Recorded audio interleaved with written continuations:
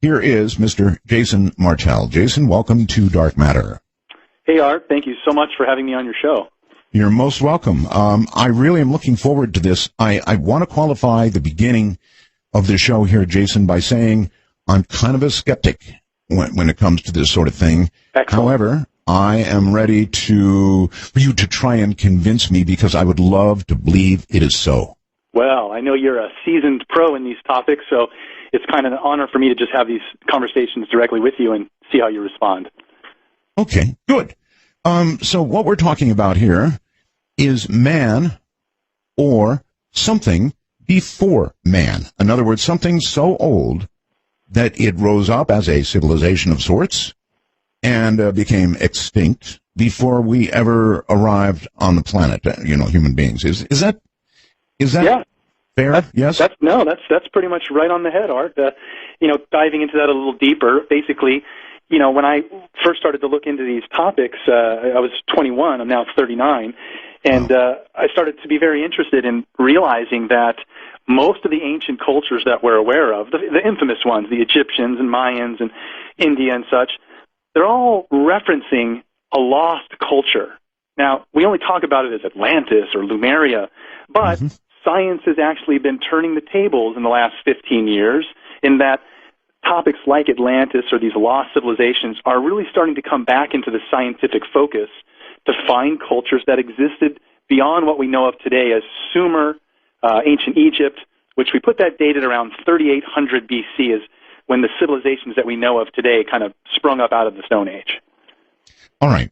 Is there truly enough time in the evolution of the Earth itself, I'm talking about the Earth itself, for life to have actually evolved here on Earth, or was it life, do you think, sent here perhaps already whole and complete? Well, let me give you a little bit of background on how I got interested in these topics, just for your audience and for you as well, and kind of answer that question. When I was in college, as I mentioned, someone had just kind of mentioned to me. Now, I had no interest in aliens or ancient history or anything. I was a waiter and I was a surfer and just a normal college student. But then someone just kind of mentioned to me that there was possibly pyramids and a face on Mars, and that NASA had taken these photos. And I was very skeptical and was like, why would NASA hide something like that? It turns out, Art, that I was going to school in San Diego, and Malin Space Science Systems was 2 blocks away from me. So as I started to listen to your show, and Richard Hoagland and other people, as a young layman college student, I became very interested in, are there actually artificial structures on Mars? So I contacted Dr. Mike Malin directly. Dr. Mike Malin is the principal scientist in charge for the last 30 years of the cameras that we place on all our orbiters. That's right. I have spoken to him a number of times. Yes. And so as a college student, I reached out to Dr. Malin and said, listen, is there any possibility that these structures on Mars are artificial? And he said, well, no, these are all natural, sand and wind-eroded objects, nothing intelligent to see here. That kind of made my eyebrows raise a little higher, right? So what I started to do is just really take my focus off of Mars, because this is on another planet, when I realized there's structures here all over the Earth that we can't explain, and that's kind of led me on the path of what we're going to talk about tonight. All right. May I stop you enough to ask if you have reviewed the work of Richard C. Hoagland? Of course I have. Good. Bought the Monuments of Mars, I think 2 editions, had him sign one, went to his birthday party in Del Mar many years back. I think the first time I met him was at a book signing of yours, which was in Encinitas, California. Again, well over 10 years ago. I remember. All right. All right. Well, I have been a skeptic with Richard as well, although the last time he was on the program here on Dark Matter, he did hit me, Jason, with something that I found. He called it number 9. I don't suppose you've seen number 9, have you? No. It's a artifact on Mars, Jason, and the damn thing has a pipe sticking out of it. I mean, you might call it a rock, even though there's other aspects of it that are just startling, but it has a perfectly round pipe sticking out of it. And there's no way, Jason, that this is a natural object. Simple as that. That one got me. So if you have an opportunity to view what's called number 9, it's probably still up on my website. Take a look at that and let me know what you think.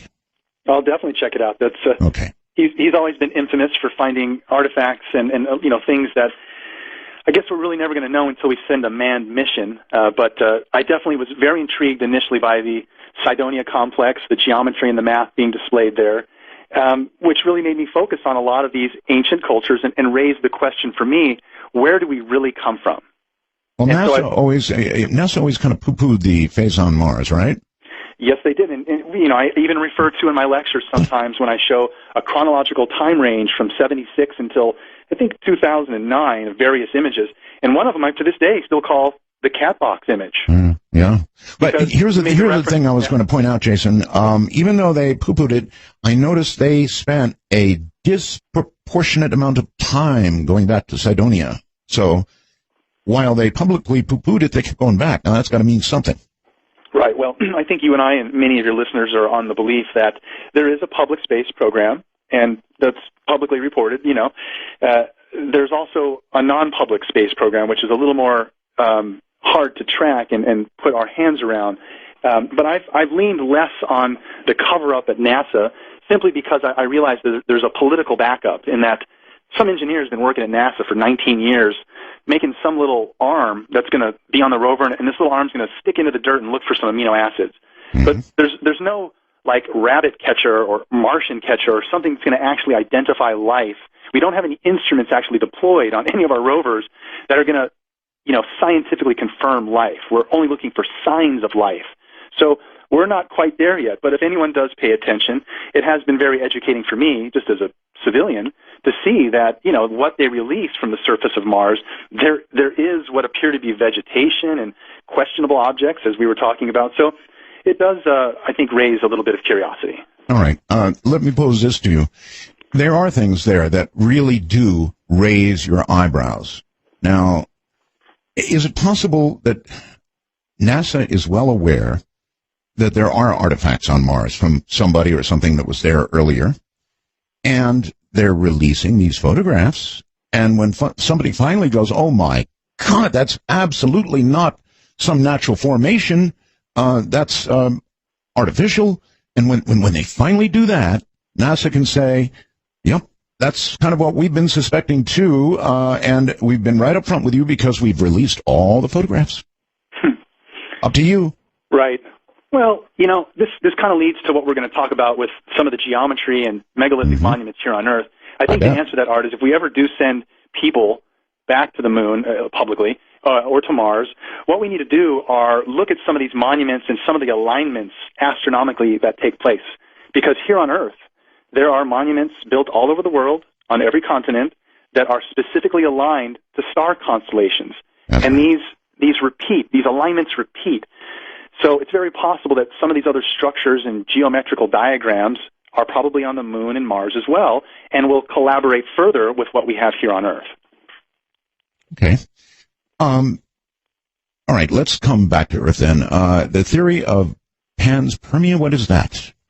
Right. So, there's a scientific term called panspermia, which basically says that in order for evolution here on Earth to actually have taken place in the 4.7 billion years that, it's been in Earth, there's just not enough time frame. The analogy is, if a tornado went through a junkyard and assembled a 747, that's the likelihood that all the elements would be, swown together in this primordial soup hit by lightning. So panspermia is just a theory, and there's even a modified one that says direct panspermia, which means life arrives whole and complete here. Direct panspermia would simply be that someone sent life here whole and complete, which I kind of like. But that is a scientific term, and it does at least step into the doorway of explaining evolution here on Earth at a life system level. But when we get to the human being topic, I think there's a much more interesting discussion around what isn't a Darwinian evolution from something ever simplistic coming more complex. We seem to be here on Earth in a repeating cycle, which I'm going to call the Great Year. And many ancient cultures seem to be aware of a cyclical nature of something that repeats here on Earth on a very large scale of time. And that's why I think a lot of these monuments and things that we have are basically part of a much larger calendar system that the ancients were using. All right. Well, the way you pronounce it suggests to me, I didn't realize it was panspermia. So that would suggest the Genesis, I suppose, right? Yes. Yes, okay.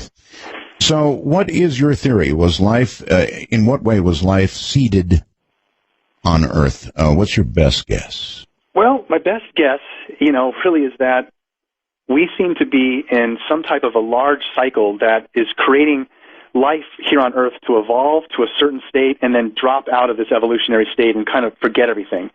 So, when we speak of life in general, that's kind of a broader topic that I'll bypass for tonight and go right to the human evolution, if you don't mind. That's fine.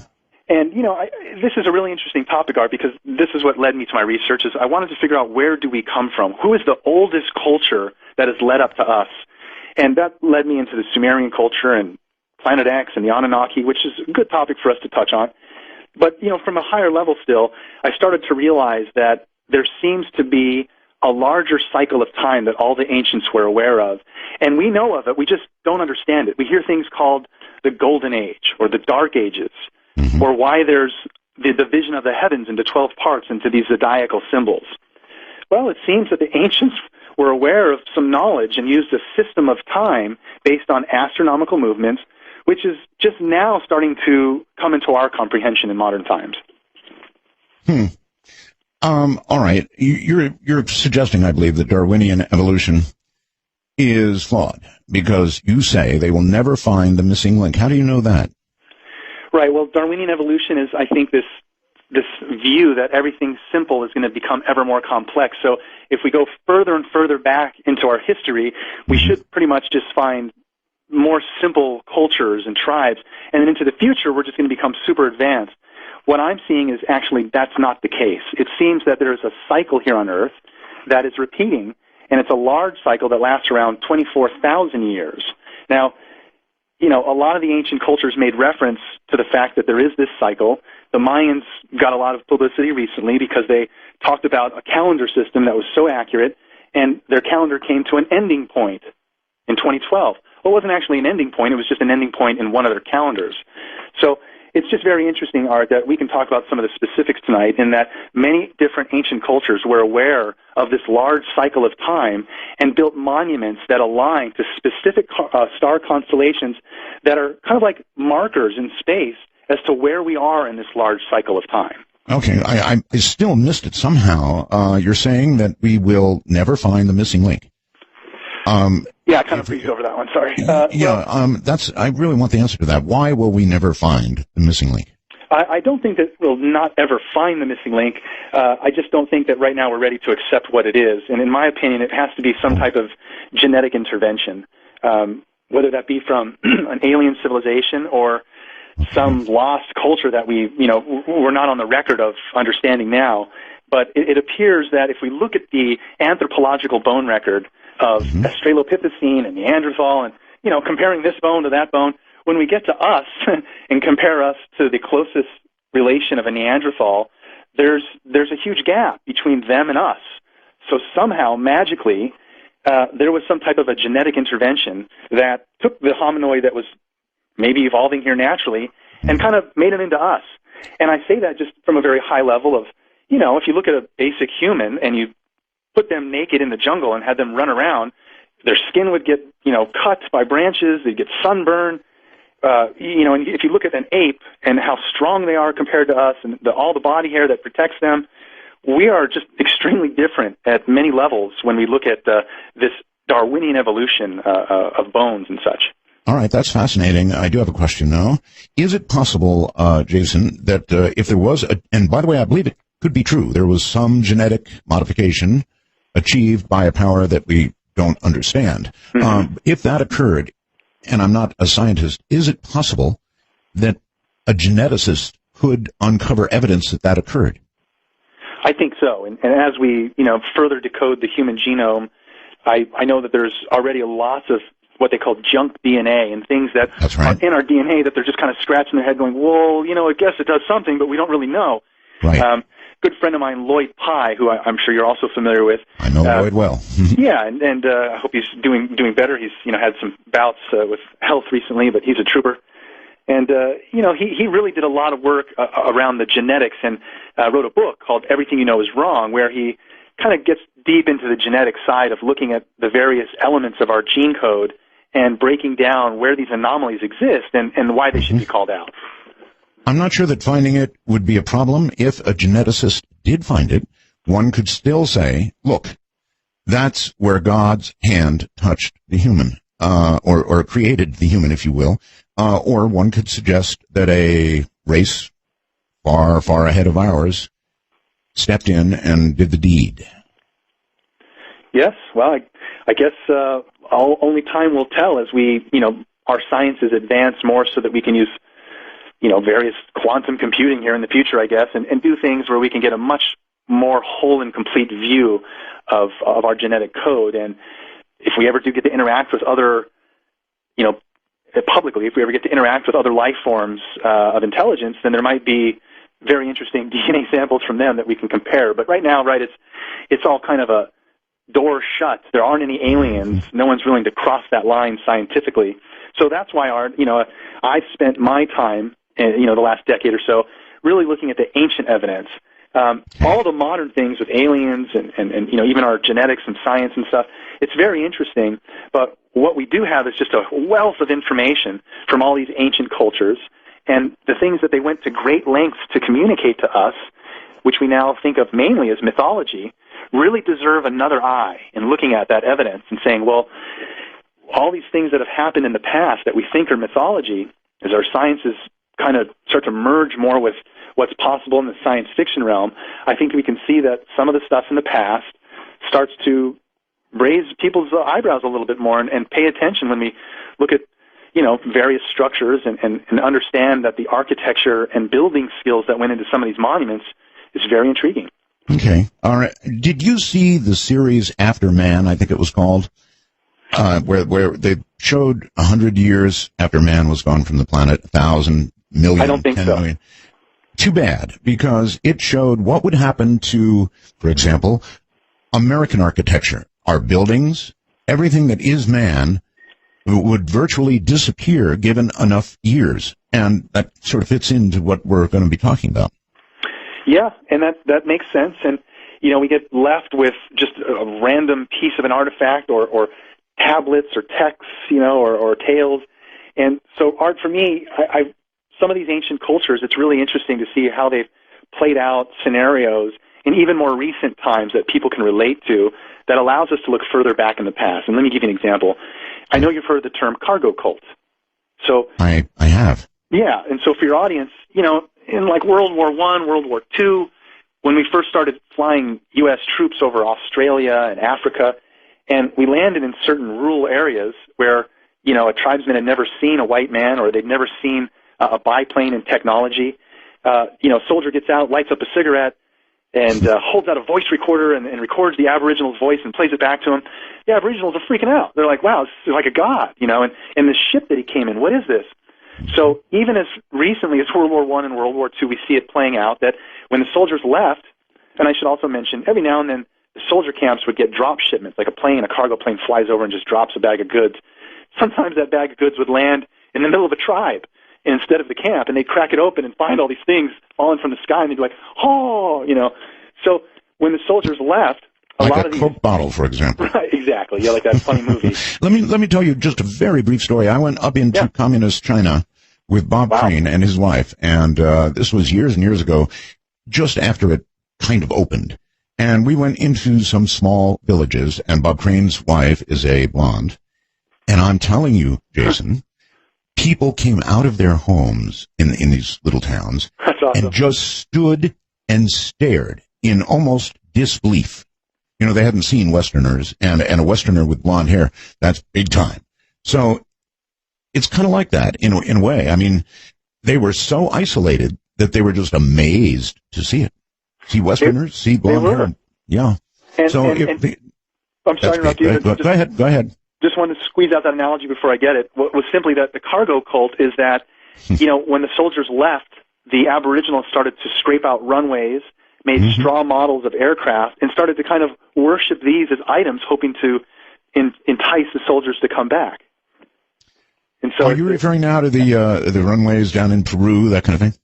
Well, not really. I mean, that's a different set of circumstances, but just in general, the idea of a cargo cult, even in recent times, we see how greatly it affects these Aboriginals. So when we look back into the past, places like Bolivia and Peru and South America, we see these very clear attempts to communicate to whatever must have been in the sky at that time, And the paradox there is that none of the civilizations that were human at that time had hot air balloons or gliders or any type of flight, yet they were clearly communicating to people in the sky. Okay. Clearly. I mean, you sound pretty sure about that. Well, when we look in, for instance, Peru, where the Nazca lines are, since we bring that up, we have that wonderful figure of El Astronato carved into a mountainside, and he's kind of, there waving hi to anybody that would see him. And any of those structures in Peru, like the runways, or what really intrigued me are actually in the foothills, some of the mountains right in that range in Bolivia, we find very large geometric patterns. And you can't see any of these. You can't see El Astronato or any of the Nazca figurines, as most people know, unless you're in the sky in some type of conveyance that allows you to be above the surface of the ground. Mm-hmm. Yes. So, for me, Art, I thought it was really interesting that, there are various descriptions in even more recent times of how ancient people handle this, but it starts to get really interesting, and this kind of ties into what you just said with your Bob Crane's wife. What's also very interesting in studying a lot of these South American cultures, these are all mostly dark-haired people, dark-skinned, but their gods are usually tall, pale, blonde people. Kukulkan and Quetzalcoatl and various other South American gods are either depicted with long red hair or white hair, and they usually are pale in skin. Now, this is a very interesting paradox when all the... It is because we generally, we as humans, model our gods after, I think you're going to suggest, what they thought were gods. Mm-hmm.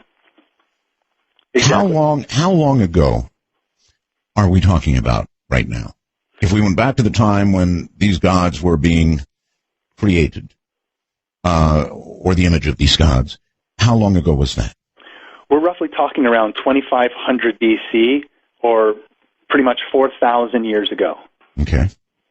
And what we see across the board, Art, is, various cultures from Egyptian to Mesopotamian, Mayan.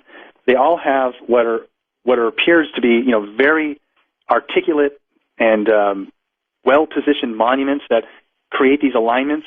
And some of these monuments are actually dedicated towards reuniting or some ceremony around their god.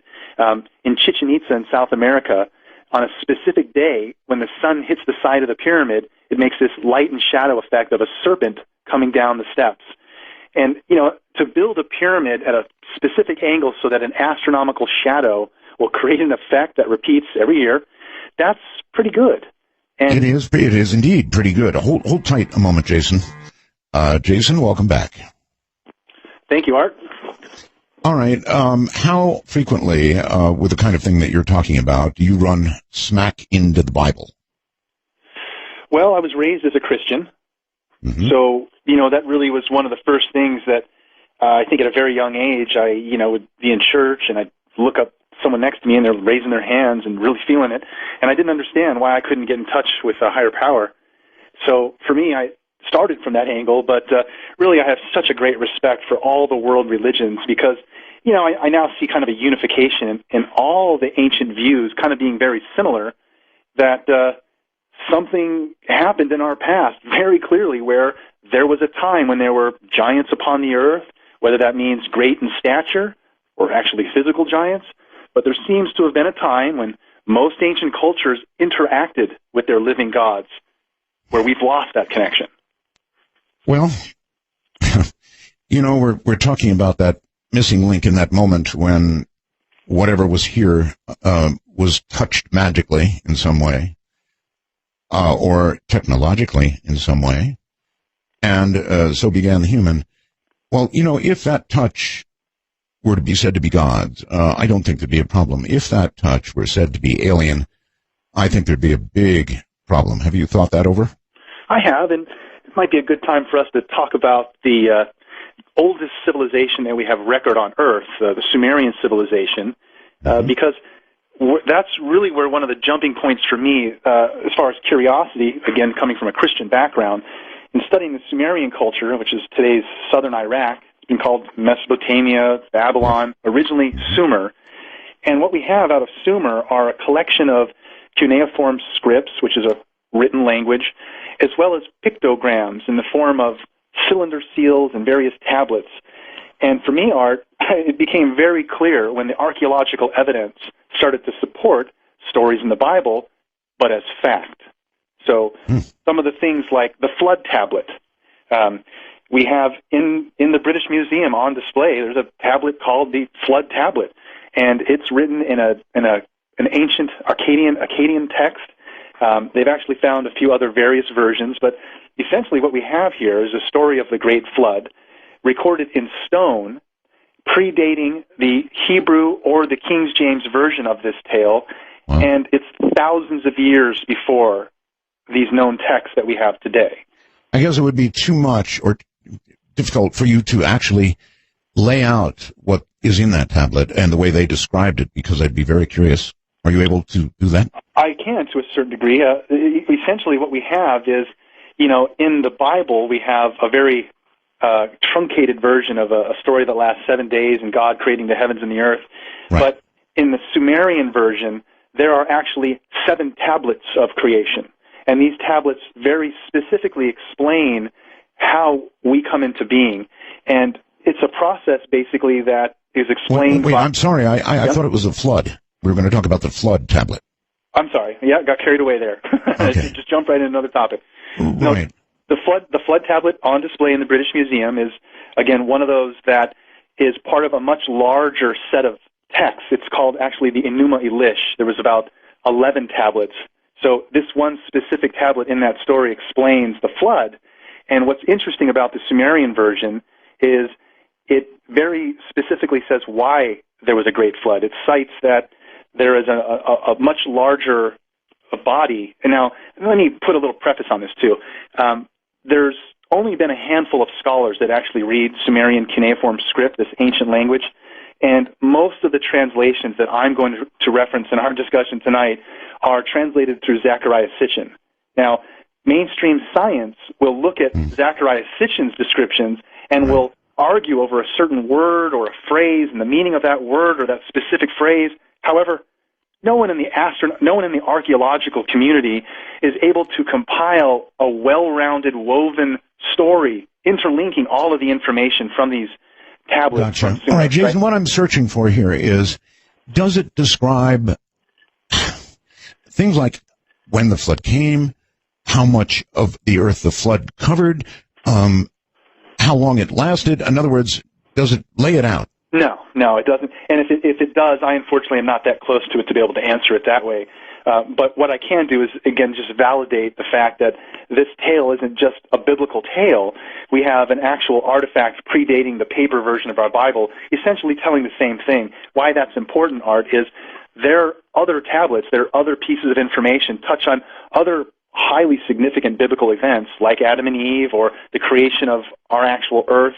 And so putting all of that into a pot and stirring it together, we have very interesting information that come out of some of the most ancient cultures that we have, where we are now almost starting to scientifically confirm a lot of these biblical pieces that we thought were just allegory myth. For example, Adam and Eve? You're saying it confirms Adam and Eve? Well, confirm is, again, it's a hypothesis, and there's evidence there to support it. I'm using your word. Yeah. When we look at the evidence and things that we've pulled out of the Sumerian descriptions of their tales, we have very clear descriptions of them creating us in their image and after their likeness, just like the Bible says. But in some of these Sumerian texts, it's a lot more elongated. There is a text specifically talking about how the Adam was created. And it wasn't Adam as in, that's your name. Adamu, the Adam, correct. The word Adamu is a plural in Hebrew for worker. So the Sumerian texts actually explain that one of these gods that came here, they called them Anunnaki, and that's a term used throughout the Sumerian text to refer to their gods, Anunnaki. That just simply means those who from heaven come to earth.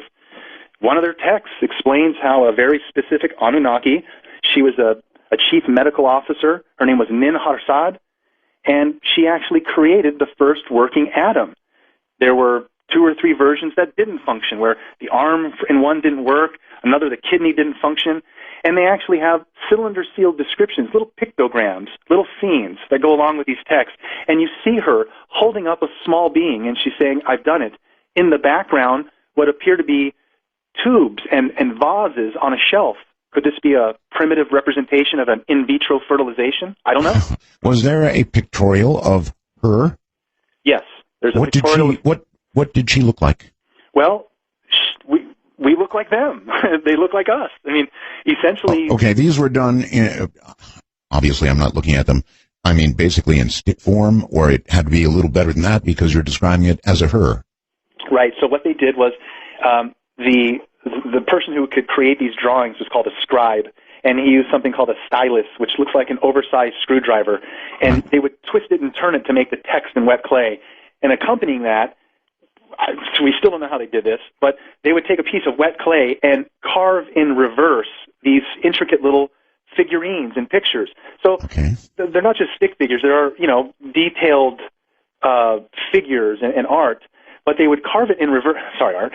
They would carve it in reverse, and then when you pressed it into another piece of wet clay, it would leave the positive imprint. So it was very fascinating that they were able to even do that at such a scale. All right, how were you able to, or how was anybody able to discern it was a female?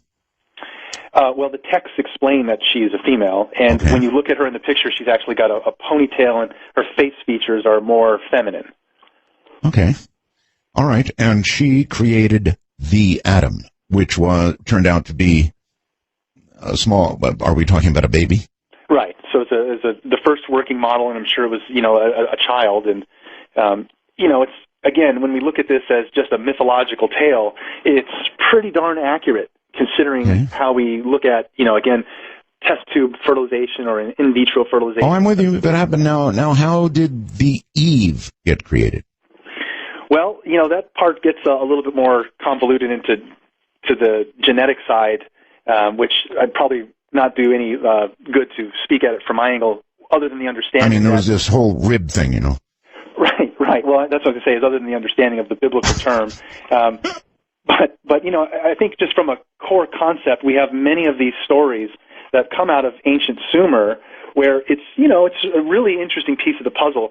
And some of it, again, when we try and piece it together with science, their creation myth goes into a very detailed explanation as to how our Earth was even created, and pretty much fits with our current cosmology. If we understand that the Earth now is kind of, the continents are all moved into a certain position, but at some point they were one large landmass called Pangaea. Right. And and that does make sense, because if you try it, the Earth, the continents, they fit together. Exactly. And the Sumerians give a very interesting tale of explaining that our primitive Earth, billions of years ago, they say before it had finished becoming a solid mass, it had this interaction with what they called Nibiru. It was a kind of like a rogue star that somehow got attracted to our solar system, and there was this collision between our primitive Earth and one of the moons of this star, or this planet that came into our solar system, and this huge... all right. What you're referring to is Planet X, right? I am. Okay, and you're saying that it was not Planet X that collided with, or even disturbed us by being close, but it was one of the moons of Planet X that collided with Earth. That's correct, yes. And so the Sumerians don't use the term Planet X, they use the term Nibiru, and we again see similarities in this cosmological story from the Sumerians, where when this collision took place, we had half of our Earth get strewn out into what we now call the asteroid belt. The Bible calls it the hammered out bracelet. And then the Earth that we know of goes into its current position in its new orbit. Now, after a large calamity like that, where half the planet is strewed out into the asteroid belt, if you think about it, that leaves us with just half a planet, literally a Pangaea. But over time, we've now moved into the positions like the skin of an apple. The continents have moved to where they are. So there's little pieces like that, Art, where the Sumerian version of many of the stories of our creation or of our cosmology, our science is kind of catching up and going, the Sumerians actually knew information that our sciences are just now starting to confirm. So what you're suggesting, there's two ways to look at this. One is the biblical, and the other is something even older that you've been talking about, and you're suggesting that they do coincide, but at some point you're going to have to sort of make a intellectual mental choice about, well, The Bible. This was one way to explain it, but over here we have this other thing that happened, and it's the real thing that happened. Right, and so that's why there's this wonderful context from all the other cultures around the world, not just our one Judeo-Christian view or the Mesopotamian view that's now extracted into our Christian view. There are all these other collaborating cultures that have a similar line of evidence in that the knowledge that they had, it seems to be so complex that when we look at most of these ancient cultures like the Egyptians, Mayans, and Sumer, they were right out of the Stone Age, right at the time when it seems to have been that they were, just starting. They're at the most advanced part of their civilization, and then they kind of gradually went downhill.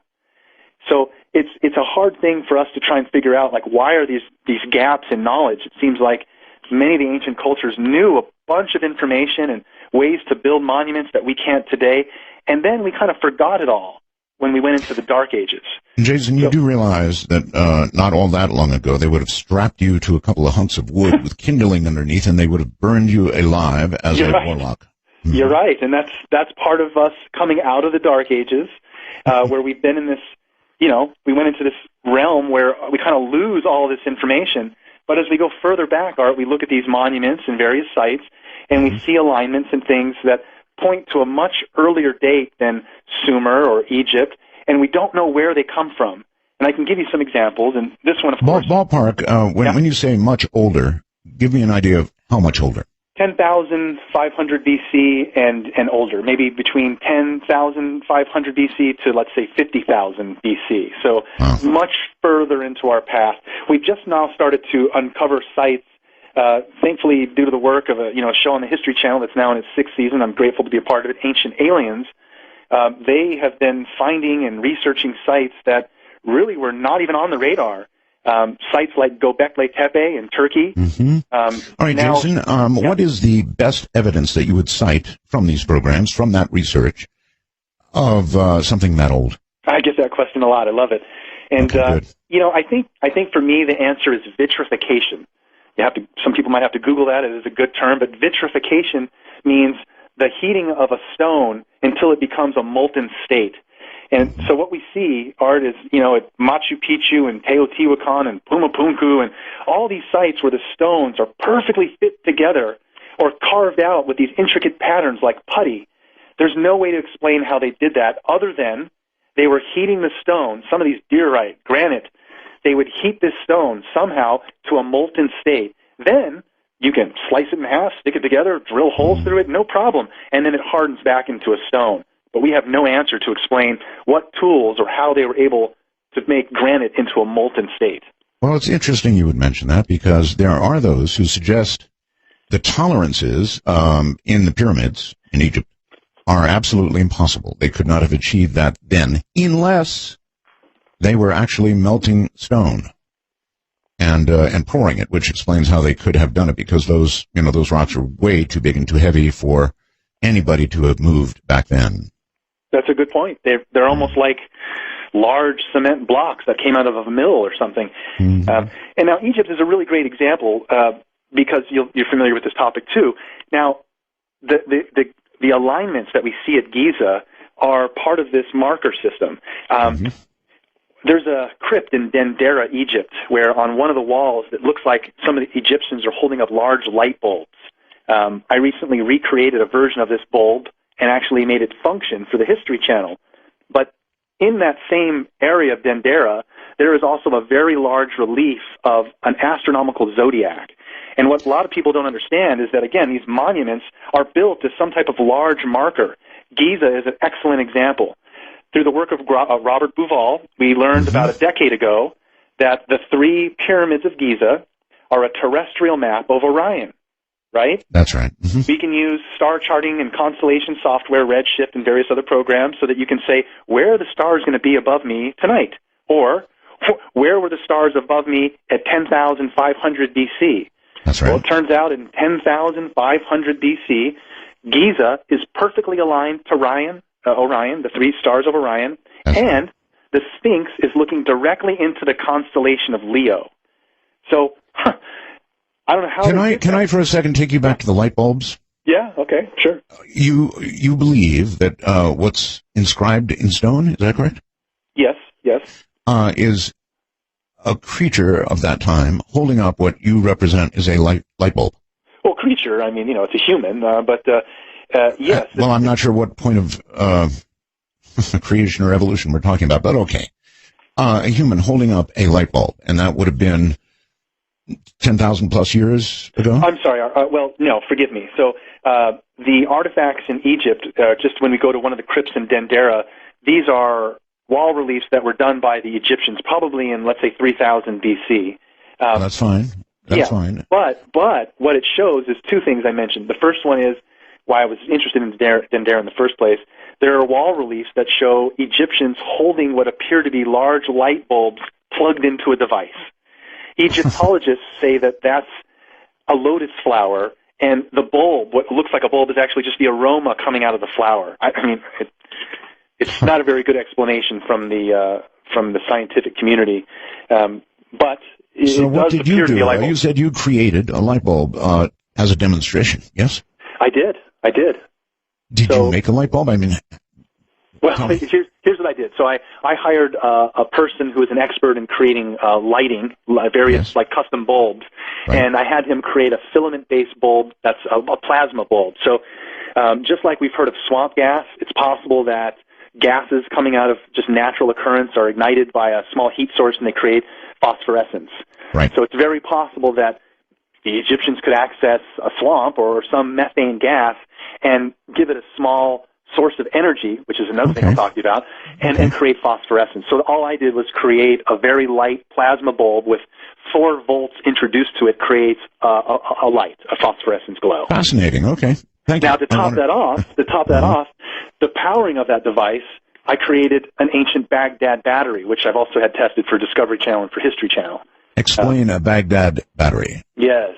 They found about a dozen of these in in southern Iraq that date back to times of Sumer and such, 2500, 3000 BC. And essentially it's a clay pot about 6 inches tall with a copper lining and an iron rod down the center. And we've scientifically known for sure that it creates an electrical charge when we introduce any weak acidic acid. Yeah. And probably 4 volts would have been achievable, and so that's what you used. Exactly. And I show those sometimes when I give a lecture. I connect the battery to the bulb and display that. So those are interesting pieces of artifacts and things that we can demonstrate. But, as I was mentioning, the astronomical alignments and some of these things. So in Dendera, they also have a zodiacal relief that shows all of the constellations, above Giza. But they show a view of the sky that's thousands of years earlier than 2500 BC. So it almost seems like the Egyptian culture at 2500 BC was well aware of this large cycle of time and referenced that thousands of years before they were there, they were in a much better state, closer to the Golden Age. And so they recorded this by showing the positions of the stars as to what they would have been, let's say, at 10,500 BC. Gotcha. Very interesting that they would make such references. All right, I want to talk a little more about Planet X. So hold tight. We're going to take a break here, AB4, to go, and I was lucky. They knew who I was.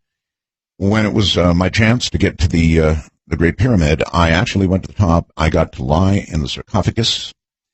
And I don't want to go woo-woo on you here, but and it may have been just, I don't know, the climb to the top. It was humid. It was hot inside the pyramid. But lying in the sarcophagus, I definitely felt something that, it's kind of hard to describe. I felt something. There have been many thoughts about what the Great Pyramid was or is. Any thoughts yourself on what that was intended to do? Well, there's lots of theories out there, Art. I couldn't stick to just one, but I do like to talk about the various theories. I've always resonated with Chris Dunn and his idea that it's a power plant of some kind. Huh. It seems that around the world there are monuments placed at geodetic points. They're somehow connected. Maybe at one point there was some type of world energy grid, and these monuments, Stonehenge, Giza, and various other sites tapped into this energy.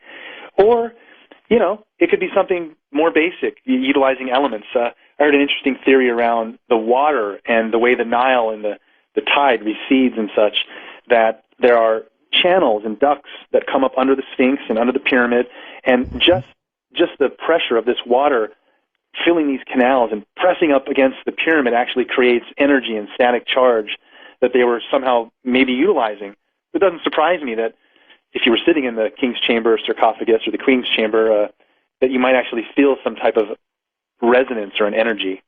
Well, I don't know if it was self-induced, psychological, or because of the unusual conditions, but I'll talk about it some other time, but I definitely felt something strong. Now, there are others who feel that the purpose of it and the alignment was to launch one's soul onto its journey, right? Well, and, we have these various shafts and things that there's a shaft in the king's chamber and in the queen's chamber that are very specific, that point to a star constellation, one of the belt stars of Orion, the star system Sirius. And I'm sure you noticed that when you were in the king's chamber and the queen's chamber, if this was a tomb, where are all the hieroglyphs, right? Right.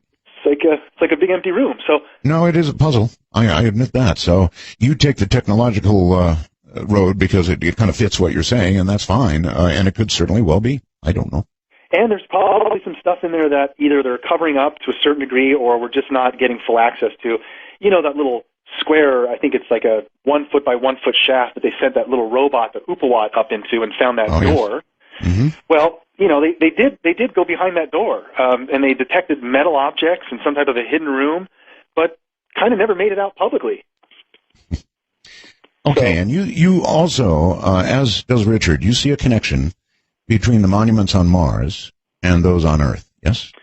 Well, when we look at the fact that there's pyramids and a Sphinx object, in Giza, and then on Mars there are pyramids, and for my own analysis using, graphics and things to extrapolate data, that face there's just no way that the symmetry and eye and nose, headdress, winged formation over the head, like a headdress formation, there's too many pieces there to be natural occurrence, and it does look kind of lion human-like. So, yeah, I think Richard caught on to that, and I give him kudos, but I really don't think we can answer these questions. I'm sorry, Jason. Somebody just sent a wormhole message to me referring to you, asking if Richard C. Hoagland and Zachariah Sitchin had a child.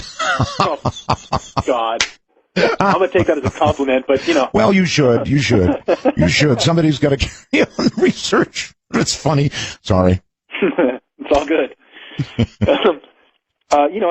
Richard definitely is on to something there, and I think we're really not going to be able to answer these questions until we have an actual frame of reference from the surface of Mars, so that just like here on Earth, these monuments we're seeing align to astronomical points, have math built into them. So I'm sure that if we ever actually go to Mars, some of these pieces are really going to stack up. Your producer was nice enough to send the number 9 image from your site. And now take a good long look at that. What do you think, Jason? Is that weird or what? Look carefully. Do you see the perfectly circular pipe sticking out? It's really, I don't see how that couldn't be some type of a technology, a gear or a wheel. Thank you. I look at a lot of what Richard sends me and I go, sorry, Richard, rocks. But we got to this number 9 and I went, oh my God. Yeah, it's a good one. Yeah, it's a good one. Is there any way that nature does that? No, I don't think so. No, it doesn't. And, you're also familiar with the work who should be more prominently noted. He's probably just out of the game. But Dr. Mark Carlotto, who is an image expert and looked at a lot of the algorithms and things. Cydonia, people don't realize that, there's just, if you do some very basic science on these areas that NASA neglects, it really makes you wonder. Dr. Mark Carlotto is someone who, is very familiar with running image analysis, and he would show various examples with Russian satellite telemetry. They would run mathematical algorithms on some Russian satellite image, and the math would tell you there's a 98 probability that that's actually a tank or some troops being, covered by some shrub or a tarp.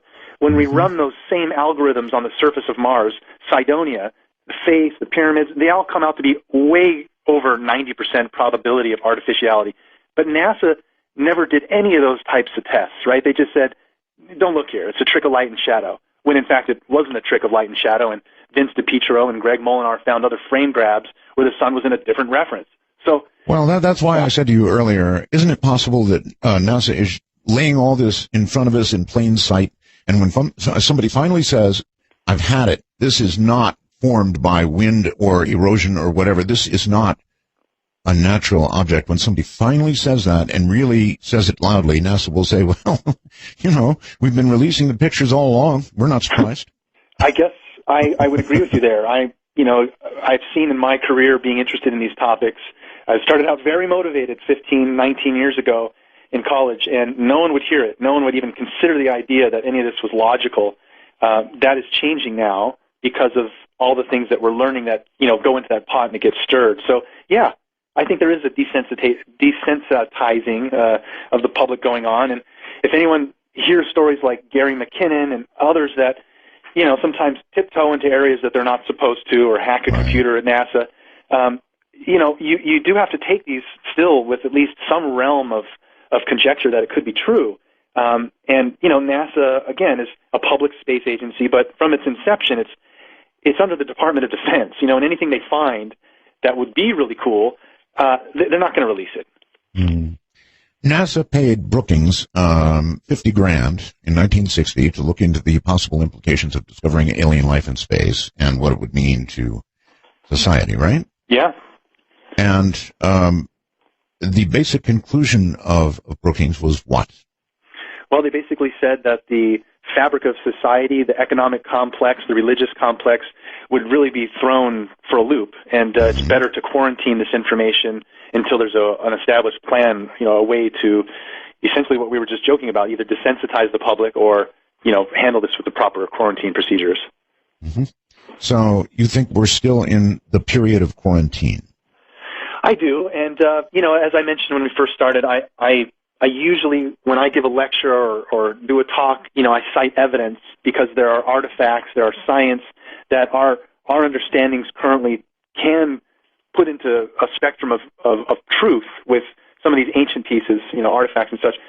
But when we get into more of the current topics, it gets a little more slippery and, difficult to not only put evidence behind it, but, the Department of Defense and national security, I don't really have any interest in upsetting the powers that be, if you will. So there is a fine line, I think, to looking at some of these topics where I think it's best to probably just stick to what we've learned in the past to help us see what could be possibly. All right. With regard to NASA, they have been making noise lately, Jason, about some big announcement that's coming up. I've heard dates for the announcement. I've heard them saying something amazing is going to be announced. And I'm wondering if you think that's going to be NASA saying we have discovered microbiological life of some sort on Mars. I think it's time. Yeah, I think it's probably time that they do step up. And I don't think they're going to actually be able to confirm organisms, but they might actually further pinpoint that microorganisms lived in the past or something. Okay. All right, something that people could digest without going, oh my God, everything I thought I knew was wrong. Right, yes. So you expect such an announcement, I don't know, in the next 5 or 10 years or sooner? I would sure hope so. Okay. All right, let's go back now to the pale gods that were depicted. It doesn't make sense in South America, where people, of course, have darker skin because of the sun. In fact, that's true right across the world, in Africa or Southeast Asia or wherever you go, where there's lots of sun, you have darker skin on people. It's protection for them.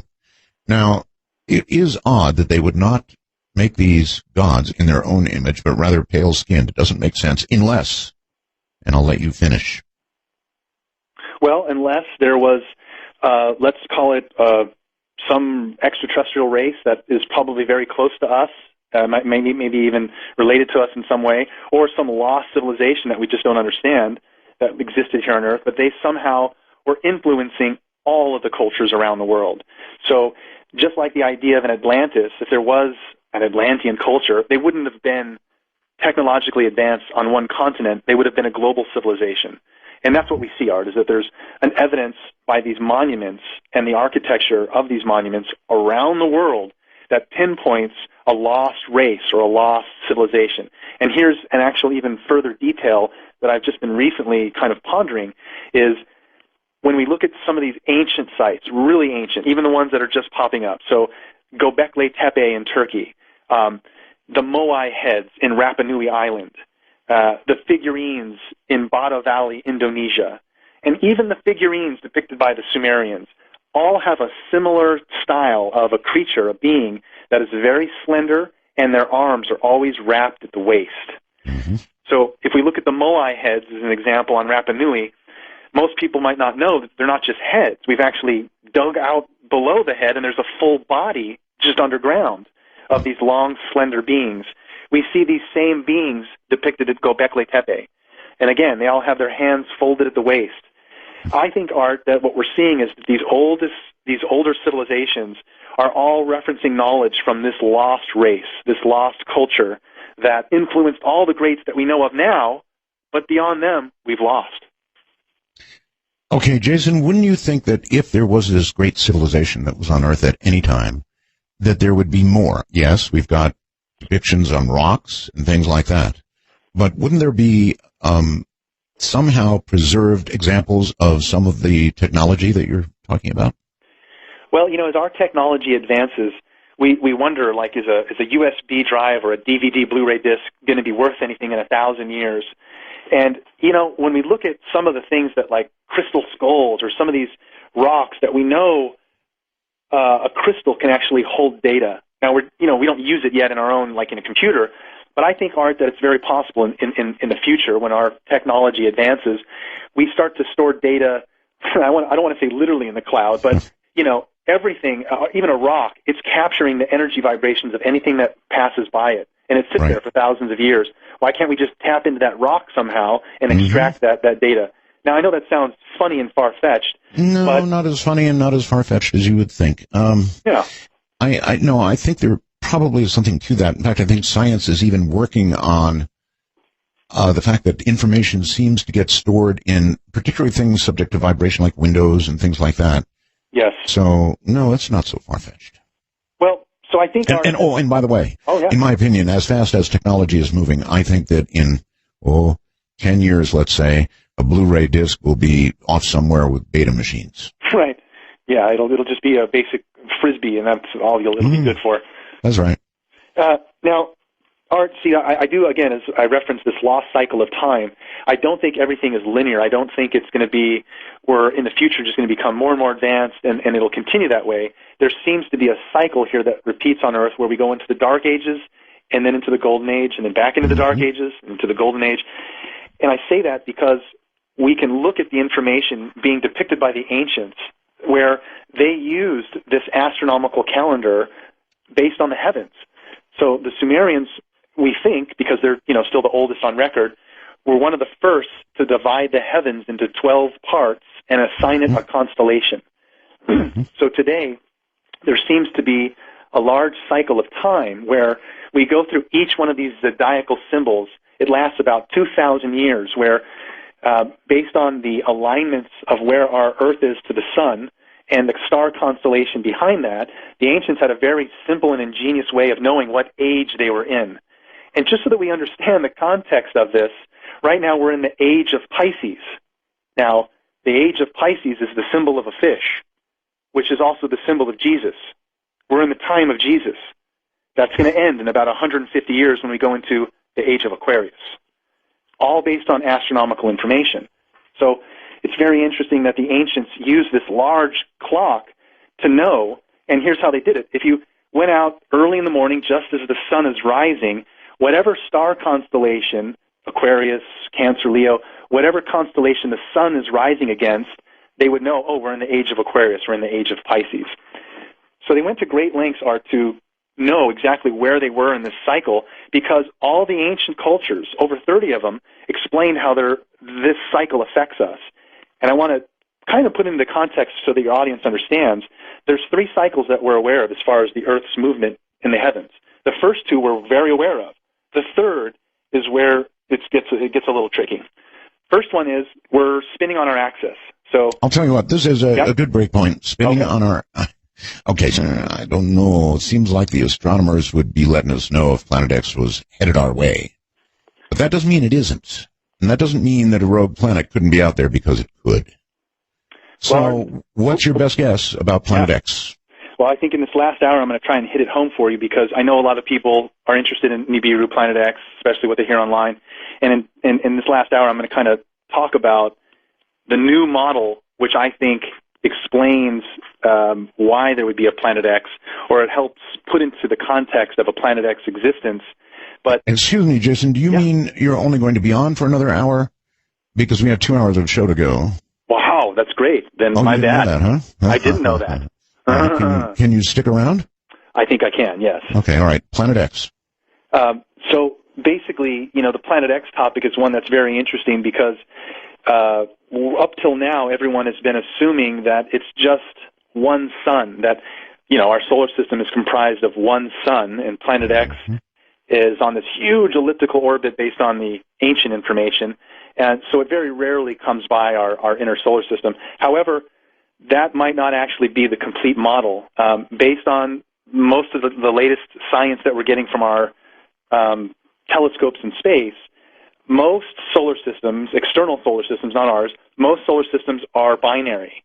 They have at least two suns, some in an intricate dance up to 6 or more suns in this, unbelievable orbit.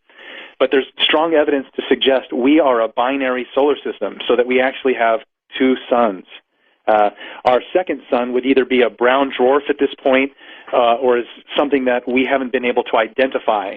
Like, for instance, let's call it maybe Sirius could be our second sun, and it's somehow in this intricate dance with us, which is kind of where I'm going to lead into this spinning on the axis before we picked up after the break.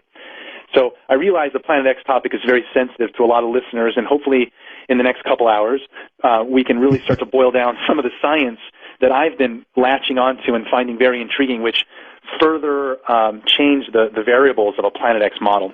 There are a number of people I've spoken to recently who believe there is another sun, and that it is hidden and we can't see it because it's behind our current sun in some way. Well, Art, there are over 30 cultures that were aware of this large cycle of time and specifically talk about two suns. Even the Sumerians have a very interesting tablet view of what appears to be like the Tower of Babel, and they're ascending it, and there's two suns at the top. But many cultures were aware of the idea of us having two suns, a lot of them coming out of the ancient Vedic texts in India and such. But where this all right, that issue aside for a second of the second sun, although we'll come back to it, but Planet X, would you regard Planet X as essentially a rogue planet that visits on a very long orbital time, like 25,000 years, something like that? Right. Well, I think the orbital pattern that is talked about in some of these ancient Sumerian texts is they give it a 3,600-year orbit around our sun. Oh.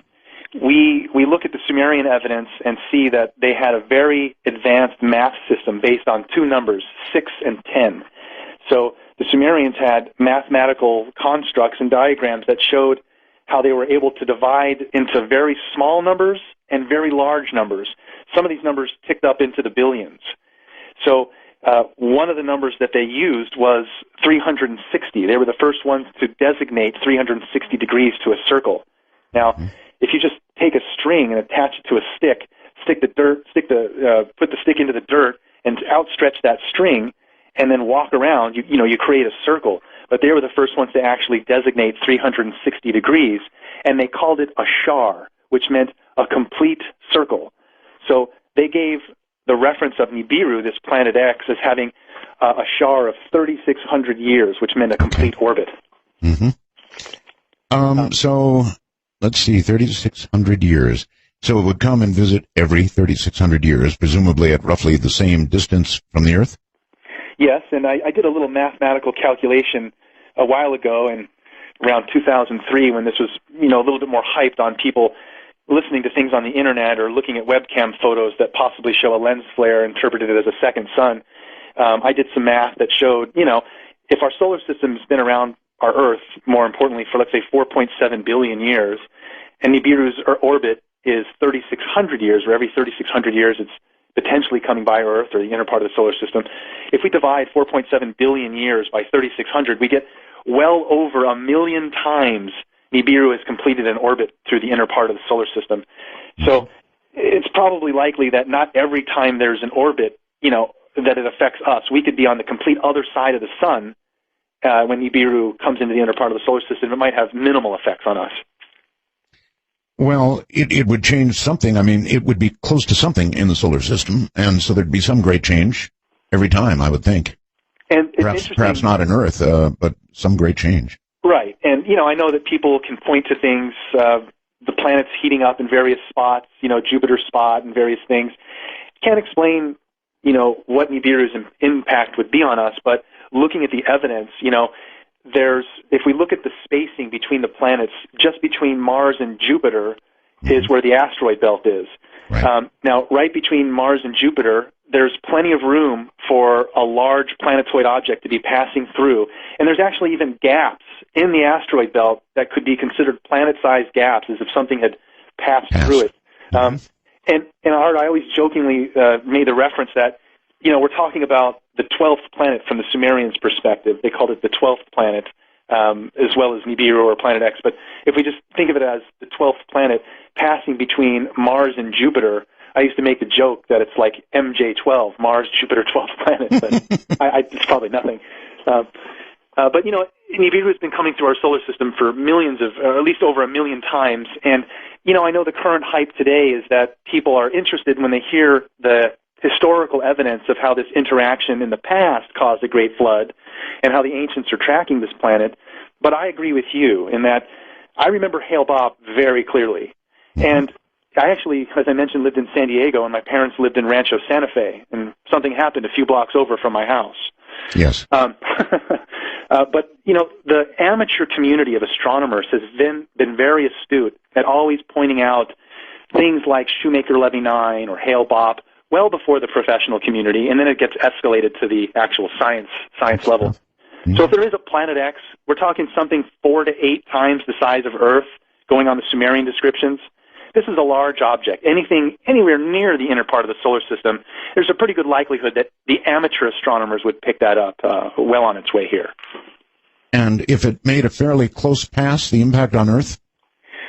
Well, in the past, as I mentioned, the Sumerians give a very elongated tale that explain how in the past, when Nibiru passed by, it actually caused gravitational pull on our ice sheets, our tectonic ice sheets up at the top, and just like a ice cube being dropped into a glass of water, one of our ice sheets at the top of the Earth just kind of cracked off into the ocean and instantly raised the water 300 feet or more. So, that's kind of a little disconcerting to think about, that it has had this effect in the past.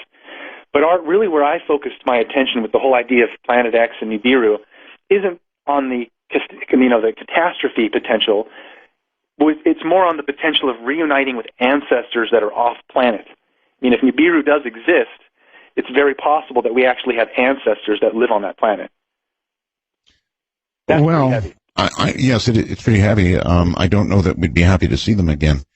Or would they be happy to see us and what we've become? Jason, if you do the math, and I know that you're doing the math, when might we expect, let's assume it's absolutely true for a moment, Planet X, when would we expect a close pass again? Well, Zacharias Sitchin had a specific date that's, a few hundred years from now. It's really something that's going to be difficult to pinpoint until our telescopes and science can actually confirm where this planet is. Now, since the early 80s, Zacharias Sitchin met with the lead astronomer for the Naval Observatory, Dr. Robert Harrington, and compared the Nibiru model with the Naval Observatory model, which concluded Dr. Robert Harrington had a model that showed by just including one extrasolar planet, it explains all the anomalies we see in our current solar system, why Uranus is tilted on its side, why Pluto and Neptune could be possibly dislodged moons of Saturn, various things that we see. At the time when he was doing his calculations, again in the 80s, Dr. Harrington said all of the planets are suffering from something called perturbations. All of the planets are being pulled in a certain direction within space, but there's nothing there. there should be a large planet, but there's nothing there. And that's kind of like it's kind of like thinking of a pool table with all the balls on the table scattered around, and then taking the cue ball and slamming it into the middle and see what happens. And yes. only actually it's worse than that because of the gravitational effects. You don't even have to hit anything; you just have to get close, right? It's kind of whiz by it, right? And so, you know, there's been this model being calculated for quite a while now that shows, you know, there's probably something out there that's affected our orbit of the planets in the past. And now, as we look into this extrasolar planet X, is there another large body within our system? What do? We go ahead and demote Pluto to not being a planet. I don't agree with that. But, you know, it is an interesting thought that we are now using extremely advanced telescopes. We have one out there now called the Spitzer telescope. Actually, I think it was originally called Certif, and they renamed it to Spitzer. So either one of those names would bring it up, Certif or Spitzer, if you Google it. This telescope is amazing. It's sitting out in space, and it's able to temperature regulate itself, where it sits at a temperature just below freezing. And other telescopes that we have out there, like Hubble and the IRAS, most of these other telescopes are not able to penetrate these large dust clouds. When we start to look really deep into space, there are certain areas where there's these, you know, dark, cloudy masses, and we can't see through them. However, these new telescopes, like the Spitzer, are completely infrared, so they're able to calibrate themselves to the temperature of this dust cloud and just penetrate right through it using infrared, essentially a heat signature.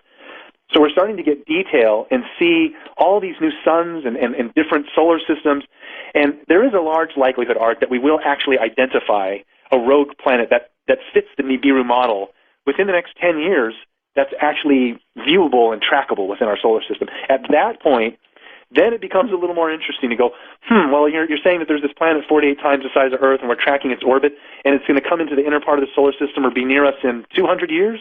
Interesting. We should keep an eye on it.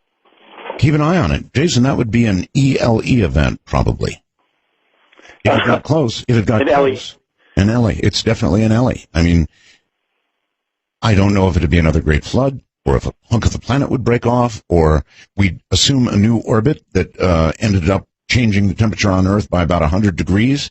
Something awful like that is definitely possible. It is a possibility, but, you know, there's really nothing that anyone can do at that level. If there's going to be an LE event like Deep Impact, what am I going to do to worry about it, or even, you know, research something like that? If it's going to happen, it's going to happen.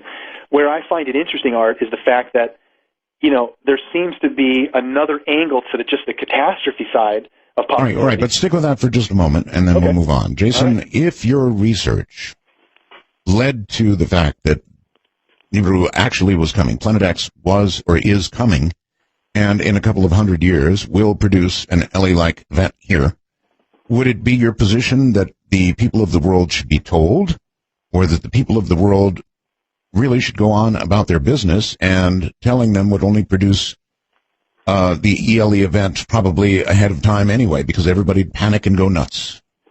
Yeah, that's a hard one to answer. I think my personal opinion is I do think that the world has a right to know, and I do think that the powers that be financially, I don't mean the government, private equity, would take our race off planet. I know X Prize, Bronson, Bigelow, there are many people that are looking into, you know, taking us into space. So I think in a couple 100 years, we're probably going to advance very quickly in that realm. But really, who knows? And Art, this really will go back to the topic of this lost cycle of time, in that there seems to be, again, which we're going to get into, a reason why we go into the dark ages and forget everything, and then go into this golden age and have this enlightenment. But it's very possible that, you know, there's another factor outside of just the cycle, which is catastrophic events. In the last time we were in the golden age, I calculate that there was also a cataclysmic event, meaning we're super advanced technologically and spiritually, and here comes a huge asteroid or something that, you know, wipes us all out and really makes us lose touch with this lost information. That could happen again. Well, Jason, maybe it's sort of a cosmic race. In other words, this planet comes by however many years it is, and it's a race to see if we have become technologically advanced enough to do something about it and get humans elsewhere to continue the human race, as it were. And maybe we just haven't quite made, won the race just yet. But I love we're that advancing topic. very quickly now. We're going very quickly now, so you never know. We might make it this time. Well, ever since, some of these, like presidents, like Reagan, giving his speech in front of the UN, Yes. about, isn't there already an extraterrestrial presence? I think it's really interesting that, within our lifetime, hopefully some of this knowledge will become more prevalent, and there does seem to be some type of desensitizing. And I almost think, Art, that, it seems like Earth is the one on quarantine. If we look at, the idea of like a galactic federation, Star Wars, Yes. Star Trek, some conglomerate races collaborating, if they were to look at us and see us blowing each other up, expelling natural resources, why would they want to give us more technology when we're so unstable? It seems almost like we're being nudged to make these decisions for ourselves so that we can be welcomed to this galactic table, if you will. Maybe that's it. When we finally win the race, then we're welcomed at the table. Asteroid belt be what's left of Planet X. What do you think? Yeah, I mean, we're essentially talking about a collision between one of the moons of Nibiru and our primitive Earth, and the intermingling of the waters from, Nibiru and its moon as well as with Earth. And that's probably where we initially had life being seeded on our planet. The evolutionary process on Nibiru could have been taking place a lot longer. So it's very possible that the asteroid belt might actually contain other fragments of life that show a connection between Nibiru and Earth. Well, I think John was hoping that Planet X is no longer with us, that it is, that all that's left of it now is the asteroid belt. Right. Well, there was a very excellent researcher, Dr. Thomas Van Flandern, a good friend of mine that unfortunately passed away a little while ago, and he wrote a book called The Exploded Planet Hypothesis. And, essentially when we look at all of the other planets in our system, even our moon, we see extensive fragmentation from meteorites and comets and various things. So it's very possible that there was, some type of a large, event in the past that caused a lot of these potholes and things that we see not only on our moon but on some of the other planets. Okay. You have mentioned here something about a discovery that was made, something 2,000 years old, some kind of mechanism found in 1901 by divers. What was that?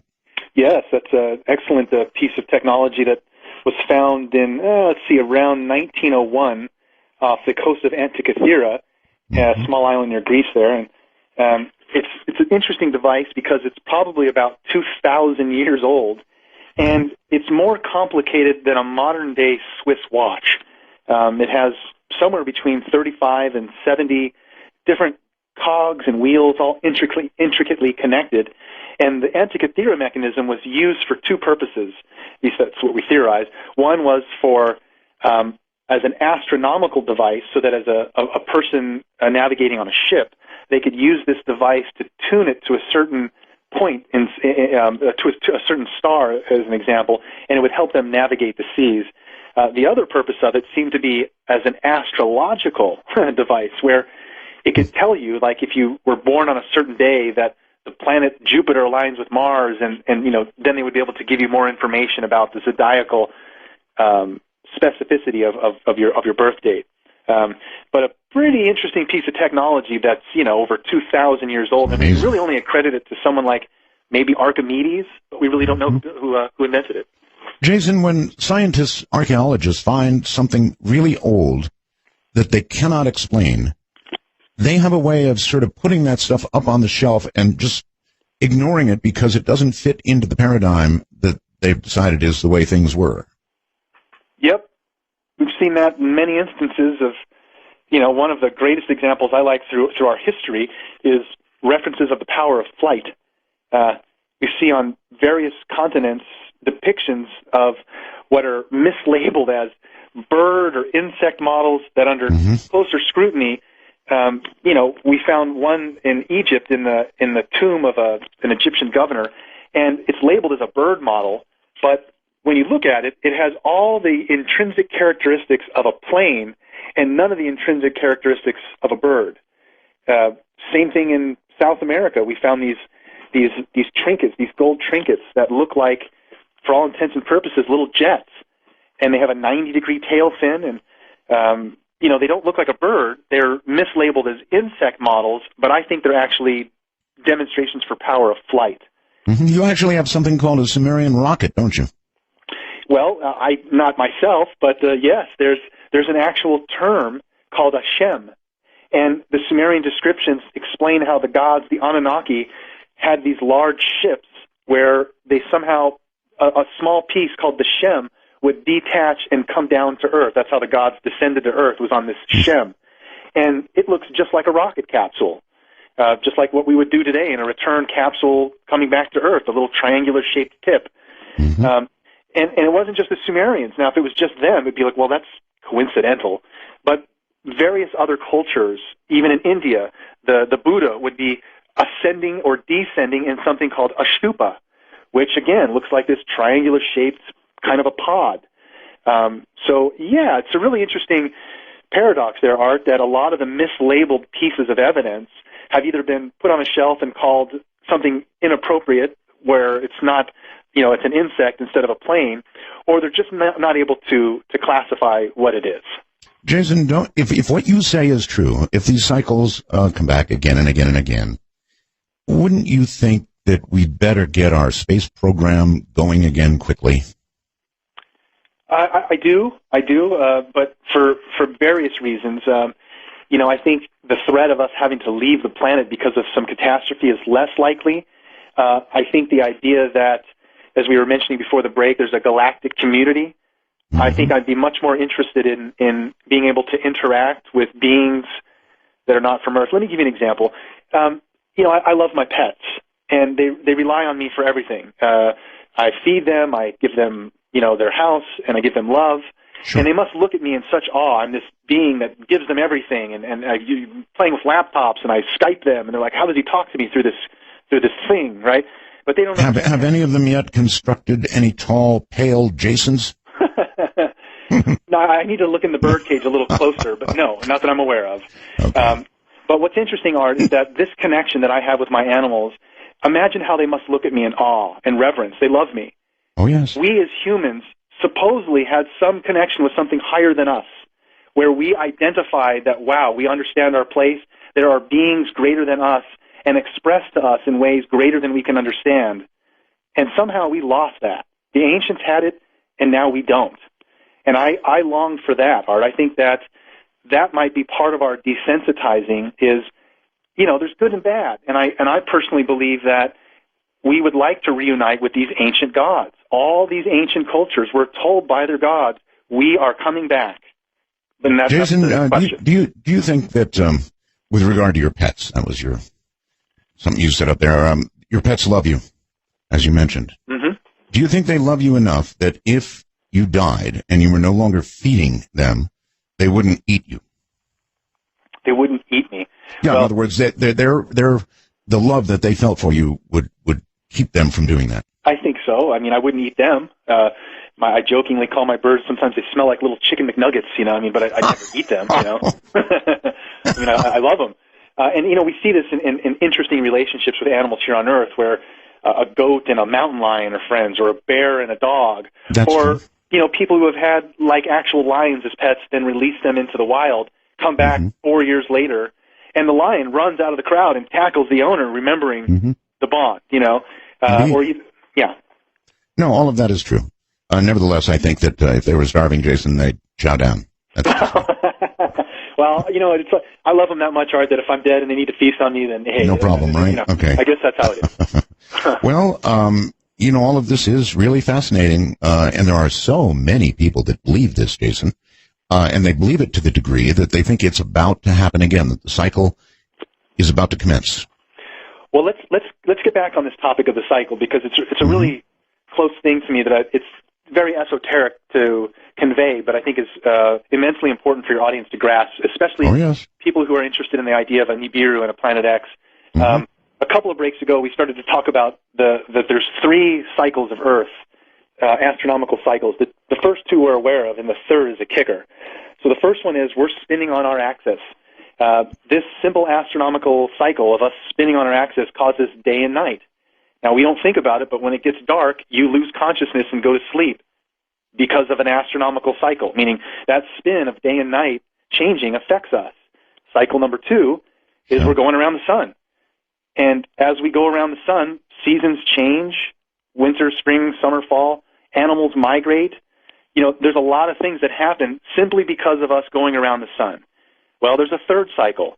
All the ancients say that there's also another larger cycle, and we track it currently by calling it the precession of the equinox. Mm-hmm. And this cycle lasts 24,000 years. A lot larger. Yeah. But all the ancient cultures, like the Mayans, had these intricate calendars that were tracking this large cycle of time. And they very, very clearly said that just like the first two, this third cycle has an effect on humanity. And I think that cause, or the effect, is we actually go into the Dark Ages and forget everything, and then go into the Golden Age and have this closeness with God. Now, what is causing this third cycle is the new science that I've been really latched onto and studying the last few years. There's an organization, is a business partner of mine, a gentleman named Walter Cruttenden, and he does a conference every year called CPAC. Now, Walter has all of the great people like Dr. Schock, John Anthony West, Robert Bouval, Carmen Bolter, various hard hitters that are looking at the precession of the equinox model and starting to understand that, this is something that has been affecting us for a very long time. There's an interesting analogy, too, so that we can understand and put this into context. 24,000 years is a really long time. There's an insect that lives here on Earth called the mayfly, and it only lives for 24 hours. So if it's born on a cloudy day, another mayfly might come up to it and go, I heard these rumors of like sunshine and wind, but I've never seen it. It's a good point. It's a very good point. So it's very possible that we live such a short lifespan that we can't not consider the information being told to us, that there is a larger context and that it has an effect on us. That really is. It's a very good point. It's a really crushingly good point, Jason. Well, here's where it gets really interesting, Art. The latest science is saying that we're a binary solar system, 2 suns, and there seems to be a correlation between our binary orbit where when our suns are at their closest point to each other, we're in the Golden Age. When the suns are at their farthest points from each other, we're in the Dark Ages. And as this cycle repeats, we continue to learn a bunch of information and become very advanced to a point where in the Golden Age, we can actually, as a whole, some of the Vedic Indian texts explain that these yogis and things that go back tens of thousands of years, they explain that in the Golden Age, we can actually comprehend God. So we're about 9,000 years away from being in the Golden Age, but we're just coming out of the Bronze Age. And this cycle, even Plato tracked it. He called it the Great Year. It's a very interesting way to start to look at our history and understanding that there might be a cyclical pattern to our evolution. Where does God fit into this, Jason? Well, God is, that's a little bit higher level topic than, I would have any data.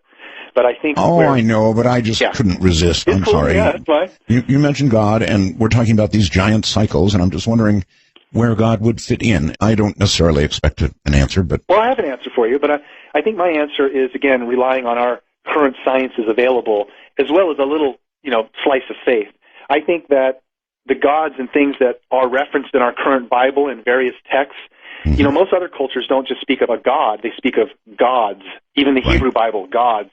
So I think what we're looking at is all these ancient cultures that we revere now, Egyptians, Mayans, Toltecs, Mesopotamia, they're all speaking of a time when they got to interact with what they considered to be godlike beings. We don't have any of that now, and so we only look at a level higher than what these beings probably were, to the actual one God. There is a wonderful Sumerian tale that explains the Anunnaki's view of God. And the Anunnaki themselves explain to the Sumerians, we believe in a one God, and we call it the Father of all creation.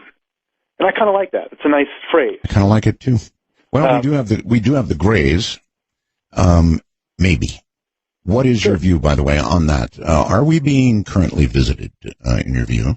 Yes, I strongly believe that, and when we look at the historical evidence of Greys even being depicted with Sumerians, there's depictions of these beings that they called Ijiji that assisted the Anunnaki in medical experiments and flying their craft. And it pretty much looked like a gray alien. If we were created in their image and after their likeness, I'm talking about the Sumerians and the Anunnaki, if the Anunnaki did have some genetic intervention with us and made us in their image and after their likeness, it's very possible they could have taken another Zeta Reticulan or some other type of race and cloned them or done some type of genetic offshoot, because throughout time we have these references of the Watchers or something that is overseeing us. Yeah. Yes. Mm-hmm. Fascinating. So you do believe they're here? Well, as I mentioned, Art, I feel more inclined to talk about this stuff with you than most hosts, but I don't ever really mention these other things on a lecture, but, because I stick to the ancient stuff. But I'm very intimate as far as friendships with people like Dr. Lear, Steve Neal, Whitley Strieber, not so well, but well enough that we've been through things, and I have been aware of people who have these circumstances in their life, whether it be alien abduction or removing implants or studying this phenomenon firsthand. Without a doubt, there is something happening now, and there has been for a long time. But as I mentioned, it's a little bit more difficult to get into some of these current topics without, there is a... Well, I guess it's reasonable to ask. I mean, do you think that they're monitoring their work? Sure. And that's the angle I kind of take, is that I definitely think that if the Anunnaki, from that hypothesis, did create us, then why wouldn't they also have, let's call it, a worker race that's helping them with their grand medical experiment? Every time someone's abducted, it has to do with reproductive fluids or genetic information, producing offspring and things that, it's all kind of in alignment with if they are helping the Anunnaki, that's all they kind of do is kind of check up on us and relay information, because they don't really show any emotions like the ancient gods did. Mm-hmm. All right, Jason, what I would like to do is this. I would like to tell my board op back in D.C. to go ahead and open up the phone lines right now. Great. We're not going to take calls just yet, but we are going to take calls, and I'll even take Skype calls for Jason Martell. This is all really, truly fascinating stuff, and I'd like an opportunity for you to be able to ask questions. Thank you. We have a phone number. It's a cool one. 855-REAL-UFO or 855-732-5836. And we'll begin taking questions from the audience after the break. Anything else that you really feel is important to get in before we do that? Well, as we progress in the show, I definitely want to come back to this topic of a binary orbit and explain some of the current research being done by the Binary Research Institute to start to look for evidence that we are actually in a binary orbit. And with two suns, right? Correct. Binary meaning two suns. Right. So should there not very soon now be some technological way to confirm that? Yes. All of our space satellites, all of our advances in being able to do extrasolar detection, we're putting a lot of focus on the star system Sirius, which is actually Sirius A and B. It's two suns. But it's very likely that there are planets orbiting those suns, and many of these ancient cultures here on Earth, like the Dogons in Africa, no connection to technology, no telescopes, accurately cite that as where the gods are coming from. There was something that I wanted to ask you about. After the continents moved, what evidence is there that all those thousands of years ago there was movement from continent to continent? Well, as far as trade routes and such, we have two ways to answer that. First, we have ancient maps that some of these go back into the 1400s all the way up into the 1800s, where there's again no conveyance of craft like a glider or a hot air balloon, and we have accurate topography of the North and South Pole, which means the landmass is accurately defined underneath a mile-thick ice. No ground-penetrating radar, no flight craft, but somehow we have these ancient maps that show our land continents correctly underneath a mile thick of ice. How did they get that information? And then there's the idea that these continents have at some point were connected, because we see animals and species that have been on one continent and moved to another, as well as trade routes and things that over the thousands of years we didn't think there was any transoceanic contact between these cultures. Yet all the evidence is pointing to the fact that yes, they were all somehow in a large global trade that we weren't aware of until now. Okay, good enough. I'll hold it right where you are. So, Jason, if you're ready, I sense that they are. Let's see what we get. Okay. You're on the air from California, Margie, with Jason. Hey, hi, Art. I'm the negative lady again. And, That's okay. Anyway, I'm finding your show so interesting tonight. I was wondering, I read like the Torah or the 5 books of Moses, and a lot of things in that talk of the Nephilim, and that the Anakites are part of the Nephilim, and they ate, supposedly, as it says, and all the people they saw were of great size, and we look like grasshoppers to ourselves, and so we must have looked to them. But also, one of the things when they had sent scouts ahead when they were out in the desert, 12 tribes, the country that we traversed and scouted is one that devours its settlers. So, even in the Torah, or I don't know if that's even mentioned in the Old Testament, I was lucky enough to speak with a savant who was able to tell me, and so point blank, that the record number of things that were repeated in the Bible, blood was 447 times, chosen was 123, and the word seed was 280. It's just interesting that there's so many little clues, and I'm wondering whether the Nephilim would be coming in on the Nibiru or the All right, that's certainly a fair question. We'll take that. Jason? Well, I appreciate the call, and wow, I'm not sure if that's the Margie I know, but I do know someone named Margie in California closely, and that was a very interesting piece of information. Is Marjorie, normally negative? No. This one is. Okay, well. Anyway, go ahead. The Nephilim coming in on Nibiru, so the word Nephilim, the fallen ones, again, we're starting to talk about more recent descriptions, which I think, here's how I would answer it. We see an overriding theme that comes out of the Sumerian Anunnaki, the number 12. Nibiru is the 12th planet, Anunnaki coming from the 12th planet in our solar system. Well, if we think about, there's the 12 Greek Olympians, the 12 tribes of Jesus, the 12 tribes of Israel, the 12 disciples of Jesus, 12 hours in a day, 12 months in a year, 12 inches in a foot. All of these references to 12 actually stem from Sumer, originally saying that their gods came from the 12th planet and created, again, based on astronomical movements, all of the things that we use today around time and measurement. So her question was, are they going to be coming with the planet?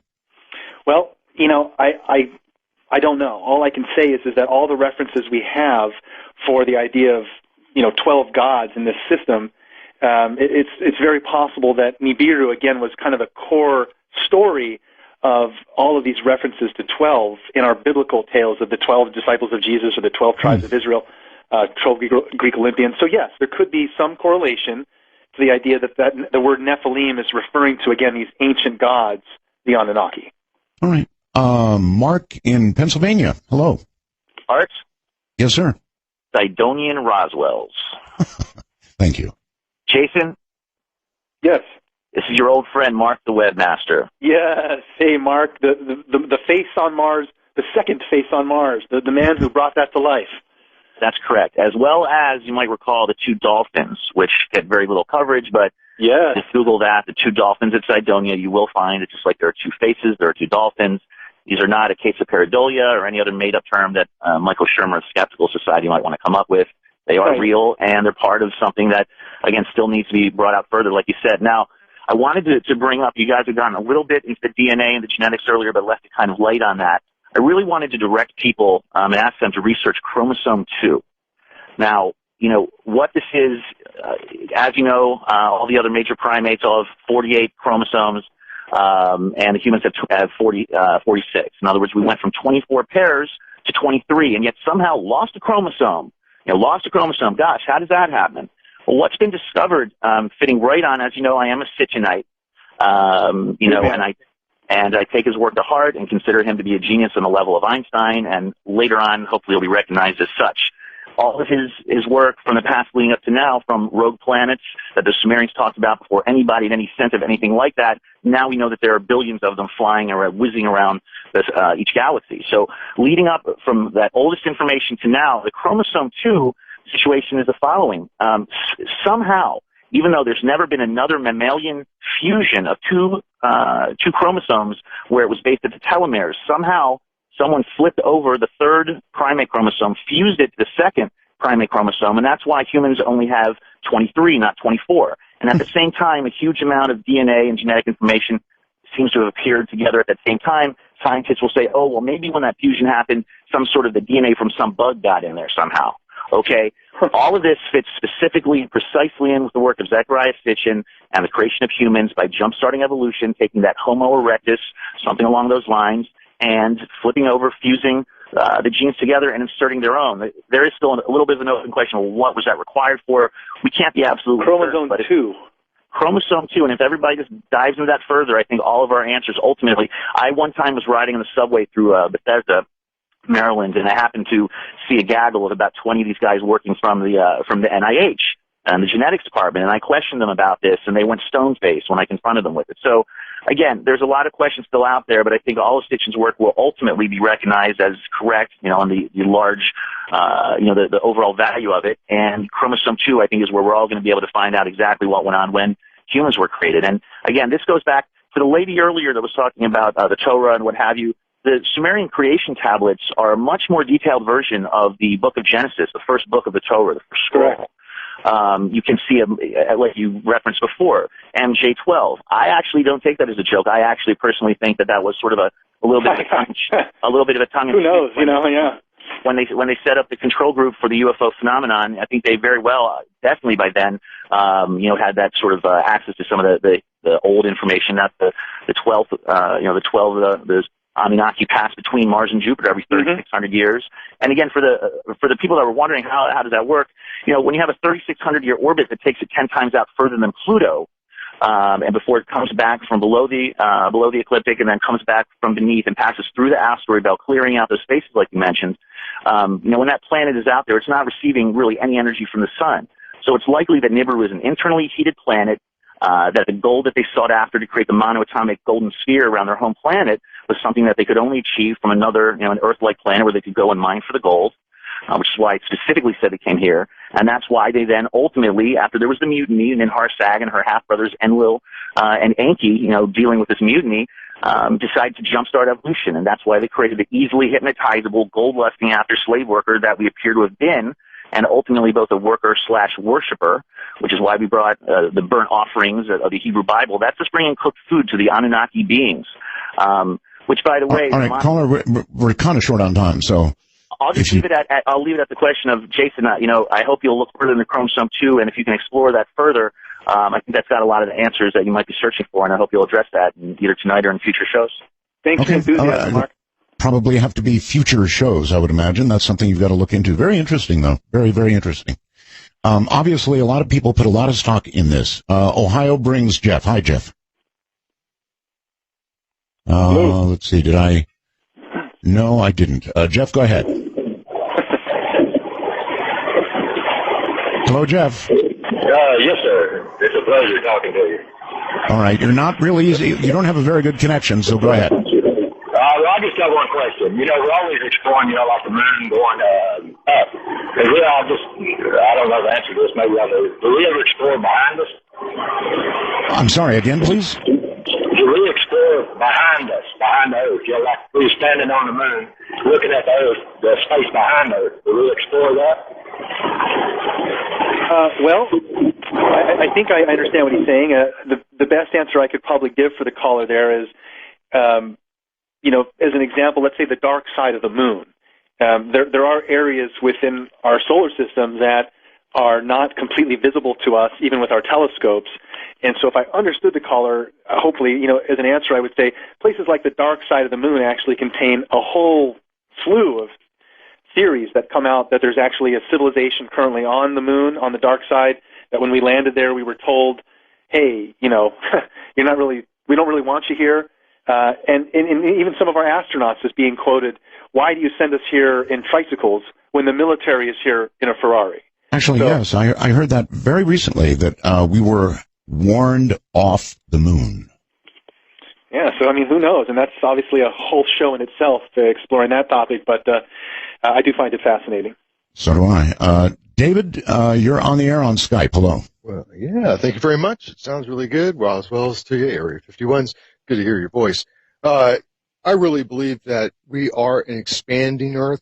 And I know that the fellow who came up with that proposition died, but his proposition was not only was the Earth expanding, but the whole universe is expanding, our solar system is, and the time frame between cycles, between the visit of Nibiru, I believe is actually shortening. And I don't believe that we have 9,000 years. We're closer. Why do you think it's shortening? Because of the expansion?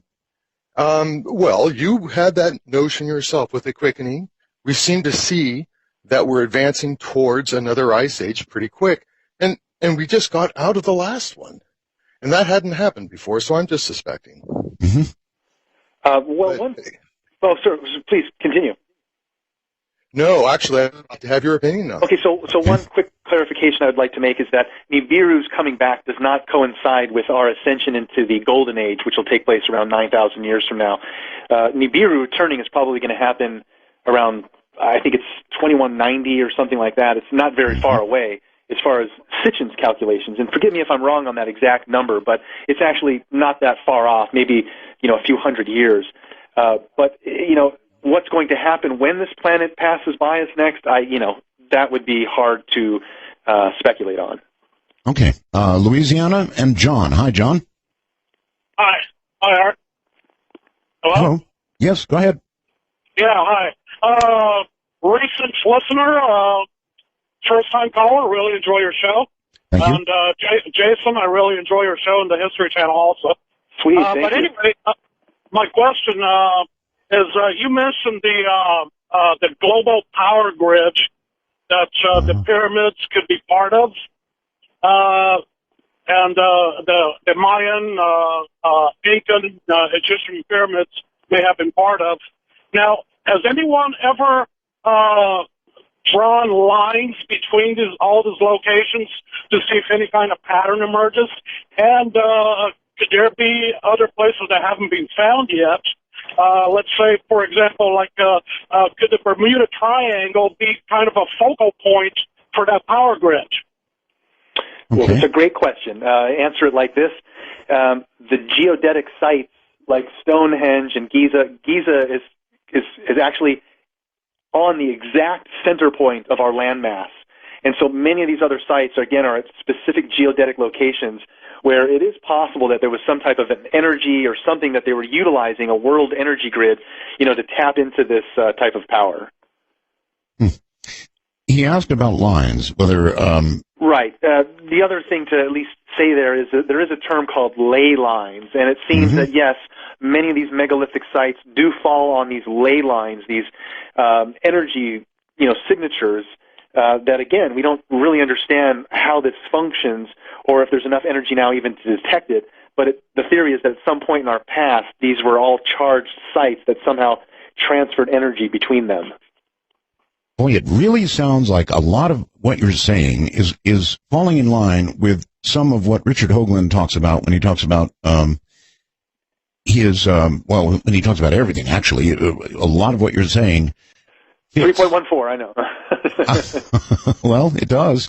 Let's see. Texas brings John. Hi, John. Hello, Art. The Sirius is really cool. I just stopped the broadcast so I can listen to myself later. Speaking of chromosomes, my question is, are we still slaves? I mean, I guess Anunnaki came here and enslaved us, or one of the brothers apparently enslaved us. Nothing but a bunch of gold diggers. Right. And so I saw with a friend a UFO when I was young, and that wasn't a problem. And then when I got a little bit older, both of my sisters, on separate occasions, showed me UFOs. One out of my older sister's bedroom window at night behind the curtains. They were flying around the house, and I said, what are they here for? Or what are they doing? She said, well, they're here to protect us. The next one was my younger sister out of my bedroom window at night. And this relates, how does this relate to Jason's? Well, okay, it has to do with slavery. Okay, speaking of chromosomes, because nothing happened to me, and how did my sisters know to point out these UFOs? Well, I actually love the caller's comment and question. I'd answer it this way. There's an excellent 12-hour miniseries by Steven Spielberg called Taken, and it shows the involvement, and even Art's obviously a playoff in there with driving around in his trailer with the genetic little girl, which I'm sure you're familiar with. But Taken is an excellent series that shows these lineages, the lineage track through an abduction channel. And who knows? But, I mean, I think something like Taken is an excellent documentary that sheds light into that type of a question. Because, well, to be fair, it wasn't a documentary. It was actually fiction, right? You're right. I shouldn't use... I use the word documentary loosely because they used tangible references like you. Oh, they did. Okay. And a trilateral symbol on the clothing of some of the people and Wackenhut security. The point is, certain things in our media and, I think Taken, to answer your question, is an interesting topic into why I might be lying in bed and I would get abducted, but not my fiancée. Not that I get abducted, but my point is that sometimes it's very genetically selective. Even outside of our family unit, they might want the child rather than the mother. I don't know why, but it is a very interesting question. Okay. Montana brings Bud. Hi, Bud. Howdy. How you doing tonight? Fine. Well, I was just kind of wondering because, I'm a big fan of art, and I'm a big fan of Jason, and I'm a big fan of the program Ancient Aliens. And that I'm big. Jason talked a little earlier about how different solar systems in the universes actually get closer to each other, and that gives us an ability to fly from one to the other as aliens go. And I was wondering, because I'm into this, like I was in Alaska when Hale-Bopp went by, and it was beautiful up there. I mean, wow. Did you guys see this? Did you read Discover magazine this month with this new comet that's coming in that they discovered like about... Ison, you mean? You're talking about Ison? There's another comet coming in. Are you referring to Ison? And they said it left the Oort cloud. Sir, can you hear me? Hello. Can you hear me? Hello. Are you talking about Ison? Yep. Okay. And it's going to be here next fall. Now, these comets have a gravitational effect on Earth is when they come by. You're right. They also have a static charge that affects our planet's electromagnetics. It's a really great point, sir. These things, have been cited many times where I'm not scared. I don't think anything's going to happen, but I do think it's interesting that now we're starting to pay attention. And because they're kind of like the clock. Yeah, they're like the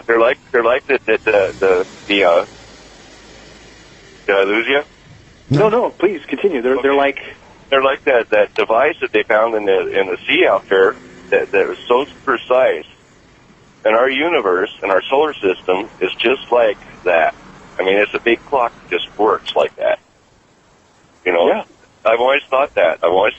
And you, when you're on your show, Ancient Aliens and everything, and you're explaining this, I love it.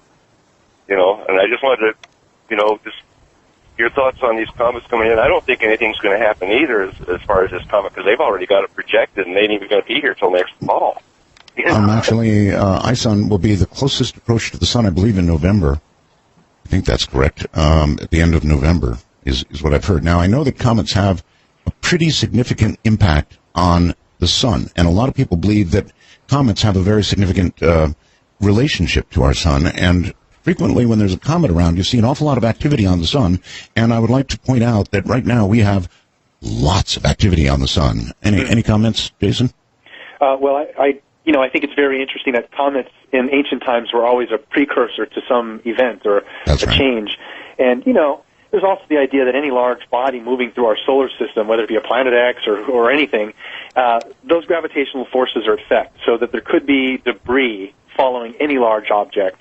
So that, if we were to start seeing an inflection of a lot of comets, maybe that's a precursor to something else, headed this way.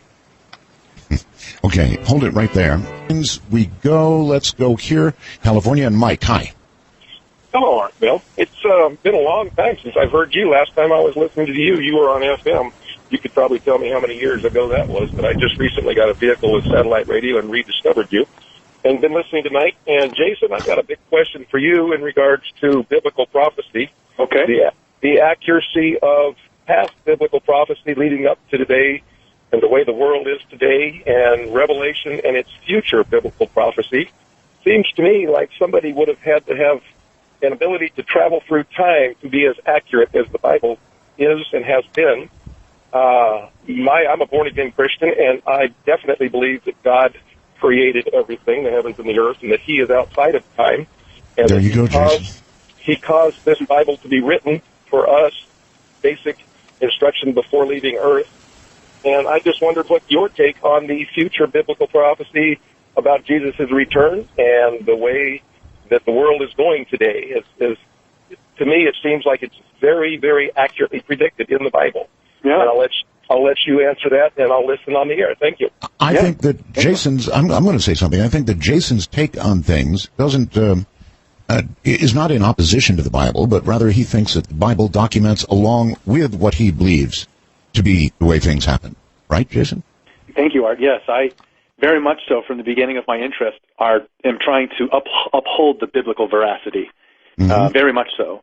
And that's where it started to get very interesting to me when I, find out about these things like the Anunnaki and the Sumerians. So, as far as the Bible being accurate and things coming in the future, I, too, as a young Christian, found things very interesting when I started to get a foothold into the field of ufology and just kind of tangentially noticed that things happening in the Middle East are escalating and have been, and I don't really know what any of that means from the biblical angle because, we're in a state of exponentially, speeding up. You're quickening, but I don't think that's necessarily a bad thing. So the biblical prophecy of the future is very hard to predict. But what I do is give analogies that hopefully shed light into, reality. Let's just say all of a sudden, over Wilshire Boulevard in Beverly Hills, these clouds emerge, and this bright light spewing out of the clouds, and all of a sudden, Jesus, a figure that looks like Jesus in white robes, is descending into the middle of the street. What would happen, right? People would freak out, and then our sciences would take over. We'd want to test the atmosphere around Jesus, the gas that he's ascending on. How's it holding him up? His cloth material, what is it made of, right? We would take that approach. We would want to use our sciences to go, I'm blinking twice, what's going on? Right. Nothing like that ever publicly happens or has in our lifetime. Now, all the ancients recorded these amazing events like that, so it's a very hard question to answer what's going to happen in the future. And the mention of time travel is the last piece I'd like to comment on. Philip Corso Jr., his book, and the understanding that we've been taking the Roswell craft back in time over and over and making it easier for us to reverse engineer. It's a whole other topic that we couldn't even cover tonight, but I'm a firm believer in the idea that we must be using some type of time travel. There's never been an alien invasion. There's never been a nuclear weapon detonated, and I don't think there will be if we had the ability to foresee these events and then change the parameters so that they don't come to light. Okay, so you think time travel is a reality and in use constantly? I unfortunately do, but I don't fully comprehend it. Yeah. On Skype, Jim, you're on the air. Hi, Art. Hi. There's a little bit of delay, so my timing's a little bit off. Well, just turn your radio off and not to worry. You got it. Yeah. I have been noticing many discussions over the last 20 years about Sitchins and the Anunnaki, and one of the things that really intrigues me is the possibility. There's a quotation: the Anuna, the gods, whom An conceived in the sky. And, I've always conceived of a visiting civilization, inhabiting a planet or a really huge, orbiting object of some sort. And I wonder how much thought the gentlemen have put into that concept of visiting gods on a planetary object. Quite a bit, apparently. Jason? Right. Well, if I understood the question, the idea that we've had gods visiting us and they're coming from, a spaceship/planet. Nibiru has been in question for ever since the idea that there is a Nibiru, a planet that we potentially have ancient gods that live on. Is Nibiru a spaceship? Is it a planet? All the evidence points to the fact that it's an actual planet based on the descriptions by the Anunnaki given directly to a human being and written down. The Nibiru is a very mountainous planet. It has very high mountain peaks and very low oceans. How do we know this? Well, we don't. We only have the descriptions of what the Anunnaki told the Sumerian scribe with a priest present, and they wrote it down as sacred information. Okay. So Nibiru is a mountainous planet, low water levels, and has a certain type of a glow to it. And the Anunnaki themselves are said to have had a glow. That's why we see a halo around these angels and beings from the heavens is because they literally glowed to a certain degree. It's kind of like you are what you eat, and coming from a glowing planet, they maintain that phosphorescence naturally. All right, let's go to North Carolina. And Benjamin, you're on the air with Jason Martell. Hi, I just have a question about the Egyptian pyramids. I've heard you talk about the pyramids on a couple of different shows, and then also today. Is it possible that the Egyptians had such a large, strong army that this army built those pyramids for their pharaoh? Or Well, that certainly would be the story. If you ask an Egyptian antiquities person, they would absolutely tell you that, yes, that is how it occurred. You know, a lot of slave labor, the army, yes, like that. But if you talk to engineers and you talk to scientists, they will talk about the impossibility of, and frankly, in modern times, they've tried to duplicate the pyramids with no luck at all. They'd have to move like a stone every 2 minutes or something, 24 hours a day, not even counting the 7,000 tons of several, trilithiton blocks that are put into place. Right. Does that help you? I mean, I guess. I've been kind of curious as to know how the Egyptian pyramids were put there also. Yeah, so are we. Thank you very much. Your best guess, Jason, about how the pyramids got there? My best guess is that there was a lost culture here that could have been human or a hybrid. It's a reference to those beings I mentioned earlier that we see at Bada Valley in Indonesia, or the Moai heads in Rapa Nui, or the beings depicted at Göbekli Tepe, right. Slender beings with the arms folded at the waist. It seems to be that there is a lost race or civilization that they were the ones that were doing all the vitrification of stone and building all these monuments accurately and perfectly. And then all the cultures that we now know of have retained that information as best they could. All right, to Canada, way up north, and Doug. Hi, Doug. Hello, Doug. Hey, how you doing tonight? Okay. Hey, Art. Hey, James. How you doing? The question I had was, how come mostly, I'm not sure, but Caucasians all have 2 chromosomes less than the Aboriginals over in Australia? Well, I'd unfortunately have to bow out on that question, and would just be giving you, information that I couldn't exactly relate to that exact question. So, okay, because that was my question. I just want to know because I was reading on the internet that the Aboriginals have 2 more chromosomes than the Caucasians. Gee, I wasn't aware of that. That's worth pursuing in terms of just knowledge. I'd like to know myself. Yeah. Thank you. And I know a caller earlier, my friend Mark, who brought up chromosome 2. I don't know if that ties into that at all, but again, our genetics, I think, the deeper we look in there, the further out we might realize we actually come from. You mentioned something earlier I've been curious about for a very long time, Jason, and that is so-called junk DNA. Right. I doubt that it's junk. I mean, whether it was God that laid it all out, or an alien, or whoever. We could be offending somebody by calling it junk. Yeah, referring to it as junk DNA, probably, I guess I don't buy that. It means something. Yeah, it's kind of like your tonsils. It does something. We just don't know what it is. All right. To North Carolina again, and Les. Hi. Hey, Art. Many Roswells to you. Jason, according to your the best math available, where would Planet X be coming from? And I'll take my answer off the air. Thank you, guys. That's a really, really, really good question. If you were going to look in a direction, Jason, and you were directing a telescope to keep an eye out, where would you tell them to look? The southern skies. That's actually a great question because it ties into what I kind of wanted to touch on earlier, but hopefully for a future show we'll dive really deep into the whole idea of a Planet X and its current orbit because, everyone up to this point is plotting Planet X on an orbit that's just around our one sun. So if we think about the fact that we're binary, Planet X is probably, if it does exist, it's orbiting 2 suns. That's why it can go way out there and loop back around. There might be another gravitational field because of our second sun that causes it to swing back this way. Okay, just a basic question, Jason. Why can't we see the second sun? We can't see the second sun because we don't know where it is. Well, but a sun, by its nature, even if it's a red dwarf or not particularly bright, is bright compared to other objects, right? It is, Art. It is. But when we flip on the telescope, there's like 2,000 suns. and rogue planets floating around, and we don't know all of their trajectories. We choose and pick ones that are interesting to the scientific community and track it. But there's very large possibilities that we've already taken astronomical plates of the southern sky, and Planet X is in there, but we just don't know which one it is. Okay. All right. Let's go to California and Danny. Hi, Danny. Hi, Art. How are you? Fine. I just wanted to talk about maybe some of the other artifacts found that might support some of the strange buildings in Egypt, and just talk about a little bit more of some of the things that were found. Okay. Well, I'd like to make a comment then about Egypt, which is very interesting for our view of the past.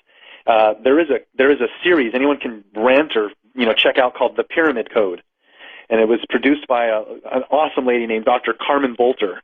And what this shows in the Pyramid Code is the fact that the Egyptian culture, the earliest Egyptian cultures, existed in a matriarchal state, where we're now in a patriarchal state. What this means is there was a time in the earliest Egyptian dynasties where they were in complete harmony with nature. There was a balance between male and female, and it wasn't this male-dominated society that we have today.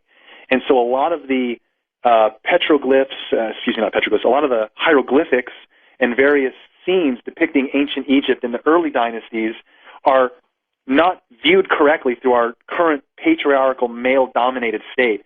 If we could understand the context of ancient Egypt where there was more of a balance, there are things that we just don't understand. And let me give you one little example. We think we have 5 senses. The Egyptians, the early Egyptians, believed in 360 senses.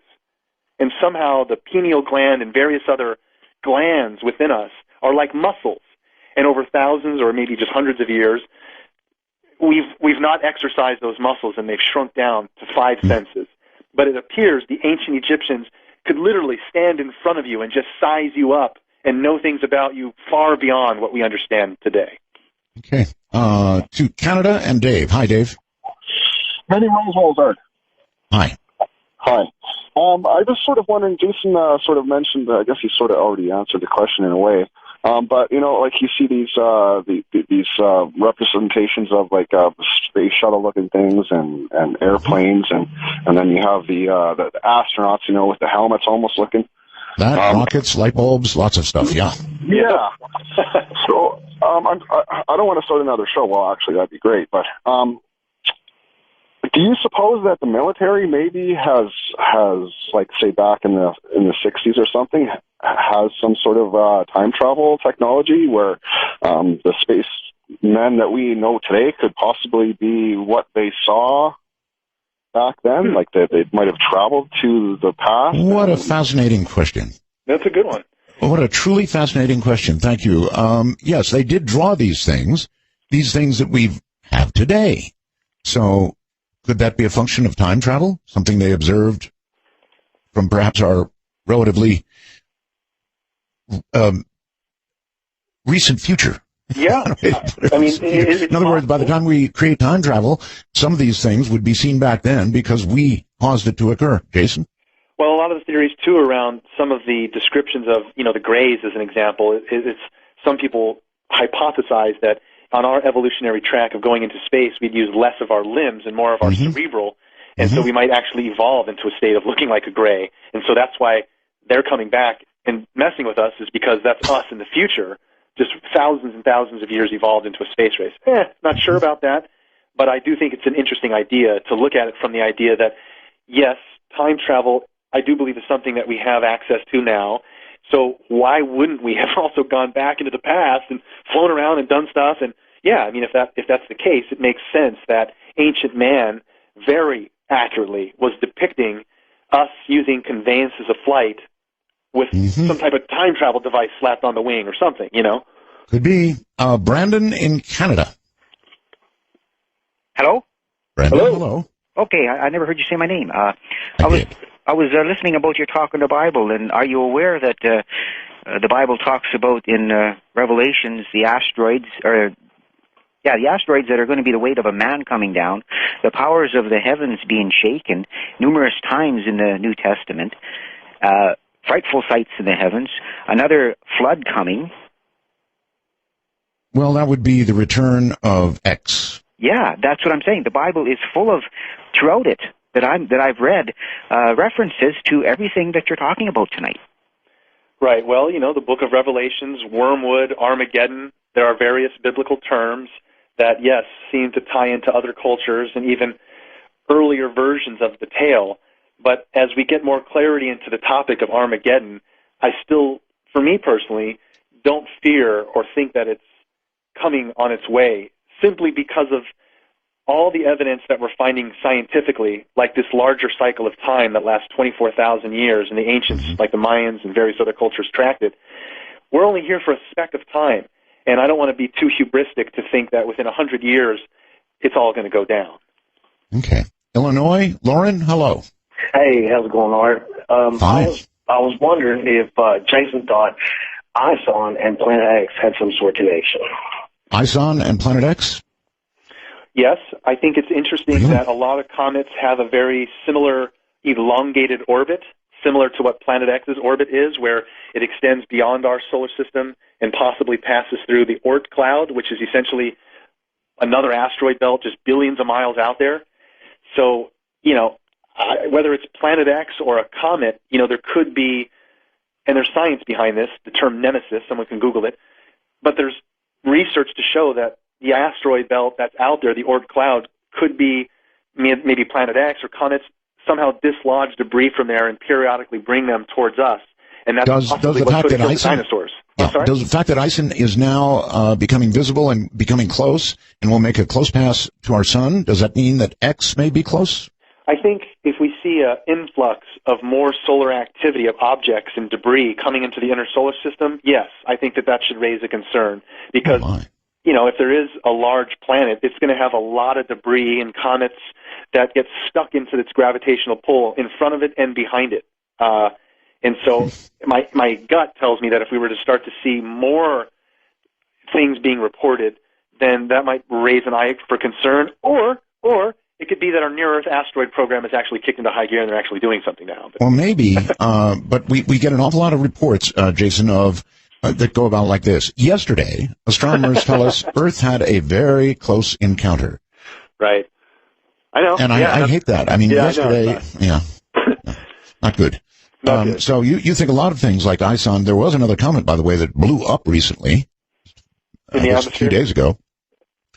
And so we are getting quite a bit of this sort of thing, and you actually think it could indicate Planet X is somewhere nearby. Well, again, I don't think Planet X is nearby, from the simple point that our amateur astronomy community would be very astute at seeing something 4 to 8 times the size of Earth, let alone a comet.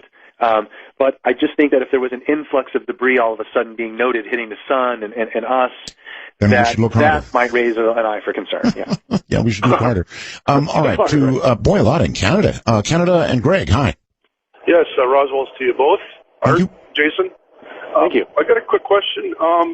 I'm curious about the pyramids, and could we not combine the technologies and find out if there's any? I was listening to their show the other day.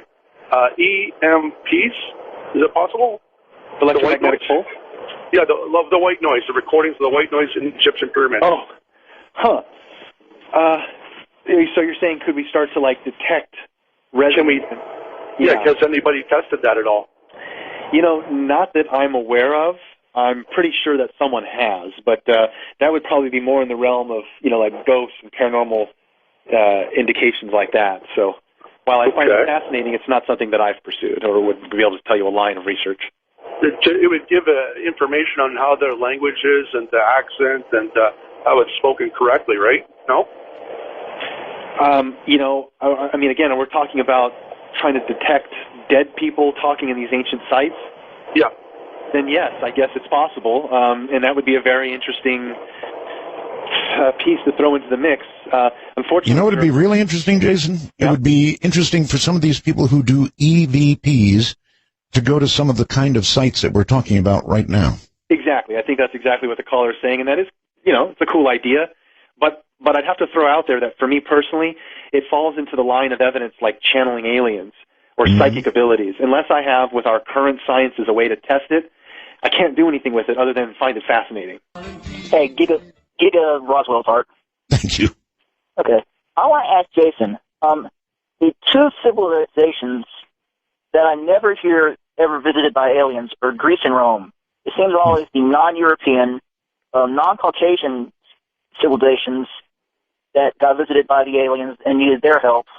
And not the Greeks and Romans, even though their architecture is massively more advanced than anything the Egyptians or the Aztecs had, and they had things like the arch, which are massively more advanced than the pyramids. Great question. And, actually, there is a lot of influence in the Greco-Roman era, but what we see it through is mainly through art. Even in the Renaissance age, we see various depictions of UFOs and flying shields and things that are put into the artwork. And really, when we talk about Greek and Roman mythologies, it's always around 12 gods, which is exactly what the Sumerians talked about, their 12 gods, the gods coming from this 12th planet, and a whole systematical breakdown of time and measurement of 12 hours in a day, 12 inches in a foot, 12 in a dozen, the 12 zodiacal houses of the zodiac, breakdown of the heavens. All of that comes from Sumer, and I think is spidered out to other cultures like the Greeks and Romans picking it up as well. All right. Illinois and Dwayne. Hi, Dwayne. Hello? Hello? Diane. Diane, I'm sorry. That's okay. I had a question. If we're truly binary, as Jason believes, is that what's causing the effect? And what effect does that have on the Earth? And is it possible that's the explanation for some of the catastrophic things we're having and, the warming of the planet and that kind of thing? It's a good question, Diane, and I think all of them are connected to some degree, but how I'd answer it is this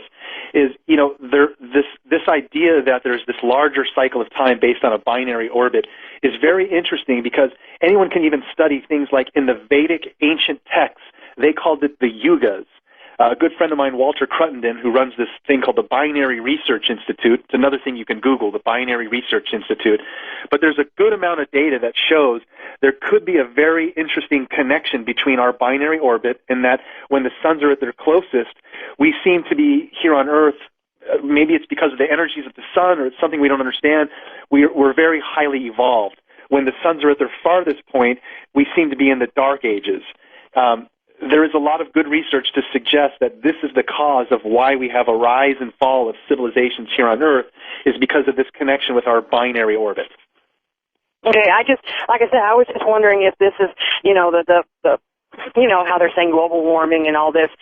Could that be explained? Because how the moon affects tides, could the sun also affect the Earth in other ways? You understand what I'm asking? I think I understand what you're saying, and there's a lot of people out there that look at like spots on various planets and see like an upwelling of energy and think that there's a connection or that various planets are heating up.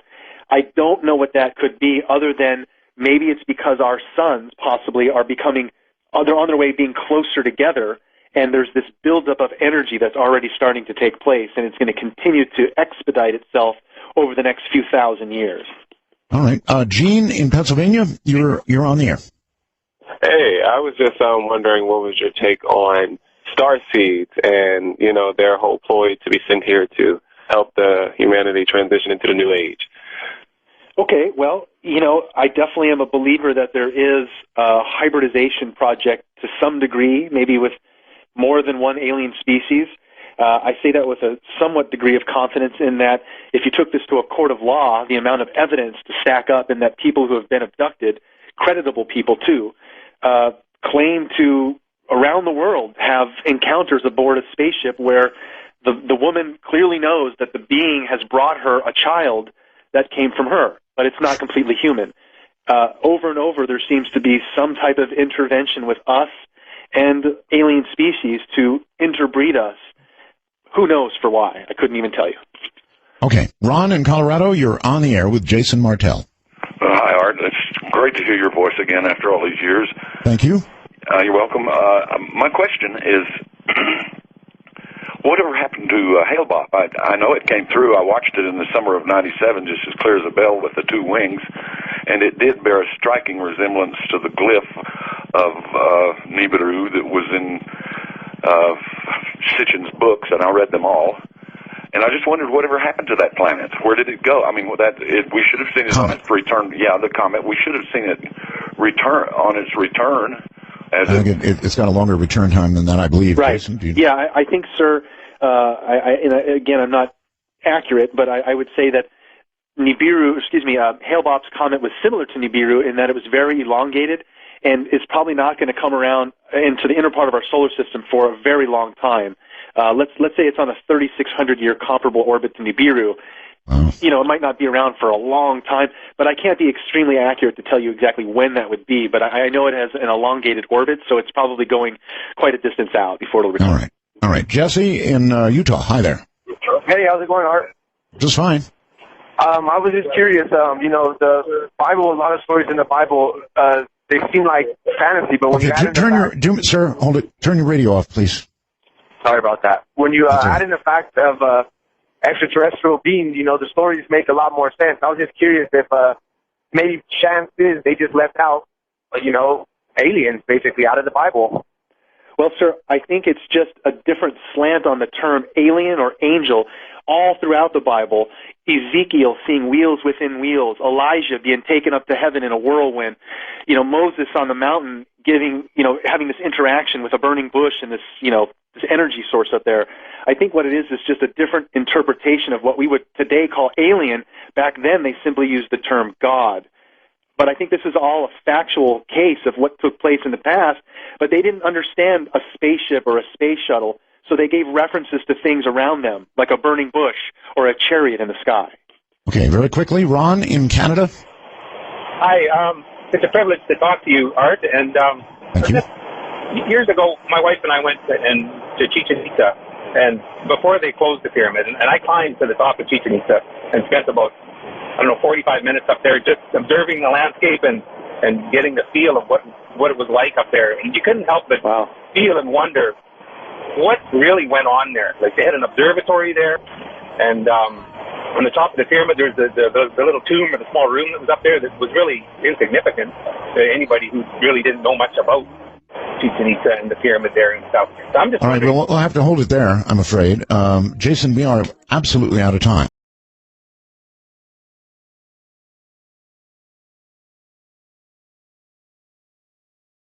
Here is Mr. Jason Martell. Jason, welcome to Dark Matter. Hey, Art. Thank you so much for having me on your show. You're most welcome. I really am looking forward to this. I want to qualify the beginning of the show here, Jason, by saying I'm kind of a skeptic when it comes to this sort of thing. Excellent. However, I am ready for you to try and convince me, because I would love to believe it is so. Well, I know you're a seasoned pro in these topics, so it's kind of an honor for me to just have these conversations directly with you and see how you respond. Okay, good. So what we're talking about here is man or something before man. In other words, something so old that it rose up as a civilization of sorts and became extinct before we ever arrived on the planet, human beings. Is that yeah. Fair? Yes? That's pretty much right on the head, Art. Diving into that a little deeper, basically, when I first started to look into these topics, I was 21, I'm now 39, and I started to be very interested in realizing that most of the ancient cultures that we're aware of, the infamous ones, the Egyptians and Mayans and India and such, they're all referencing a lost culture.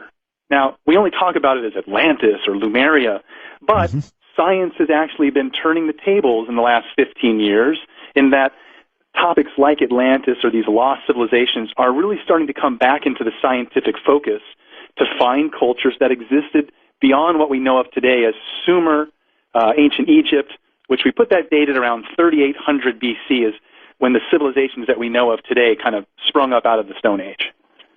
All right. Is there truly enough time in the evolution of the Earth itself, I'm talking about the Earth itself, for life to have actually started, evolved here on Earth, or was it life, do you think, sent here perhaps already whole and complete? Well, let me give you a little bit of background on how I got interested in these topics, just for your audience and for you as well, and kind of answer that question. When I was in college, as I mentioned, someone had just kind of mentioned to me. Now, I had no interest in aliens or ancient history or anything. I was a waiter and I was a surfer and just a normal college student. But then someone just kind of mentioned to me that there was possibly pyramids and a face on Mars. and that NASA had taken these photos. And I was very skeptical and was like, why would NASA hide something like that? It turns out, Art, that I was going to school in San Diego, and Malin Space Science Systems was 2 blocks away from me. So as I started to listen to your show, and Richard Hoagland and other people, as a young layman college student, I became very interested in, are there actually artificial structures on Mars? So I contacted Dr. Mike Malin directly. Dr. Mike Malin is the principal scientist in charge for the last 30 years of the cameras that we place on all our orbiters. That's right. I have spoken to him a number of times. Yes, yes. And so as a college student, I reached out to Dr. Malin and said, listen, is there any possibility that these structures on Mars are artificial? And he said, well, no, these are all natural, sand and wind-eroded objects, nothing intelligent to see here.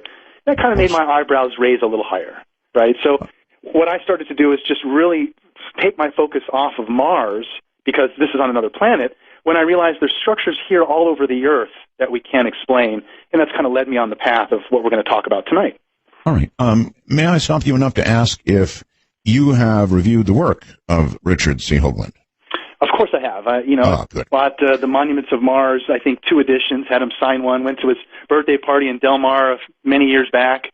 I think the first time I met him was at a book signing of yours, which was in Encinitas, California. Again, well over 10 years ago. I remember. All right. All right. Well, I have been a skeptic with Richard as well, although the last time he was on the program here on Dark Matter, he did hit me, Jason, with something that I found. He called it number 9. I don't suppose you've seen number 9, have you? No. It's a artifact on Mars, Jason, and the damn thing has a pipe sticking out of it. I mean, you might call it a rock, even though there's other aspects of it that are just startling, but it has a perfectly round pipe sticking out of it. And there's no way, Jason, that this is a natural object. Simple as that. That one got me. So if you have an opportunity to view what's called number 9, it's probably still up on my website. Take a look at that and let me know what you think. I'll definitely check it out. That's okay. He's always been infamous for finding artifacts and things that I guess we're really never going to know until we send a manned mission. But I definitely was very intrigued initially by the Cydonia complex, the geometry and the math being displayed there, which really made me focus on a lot of these ancient cultures and raise the question for me, where do we really come from? Well, NASA always kind of poo-pooed the phase on Mars, right?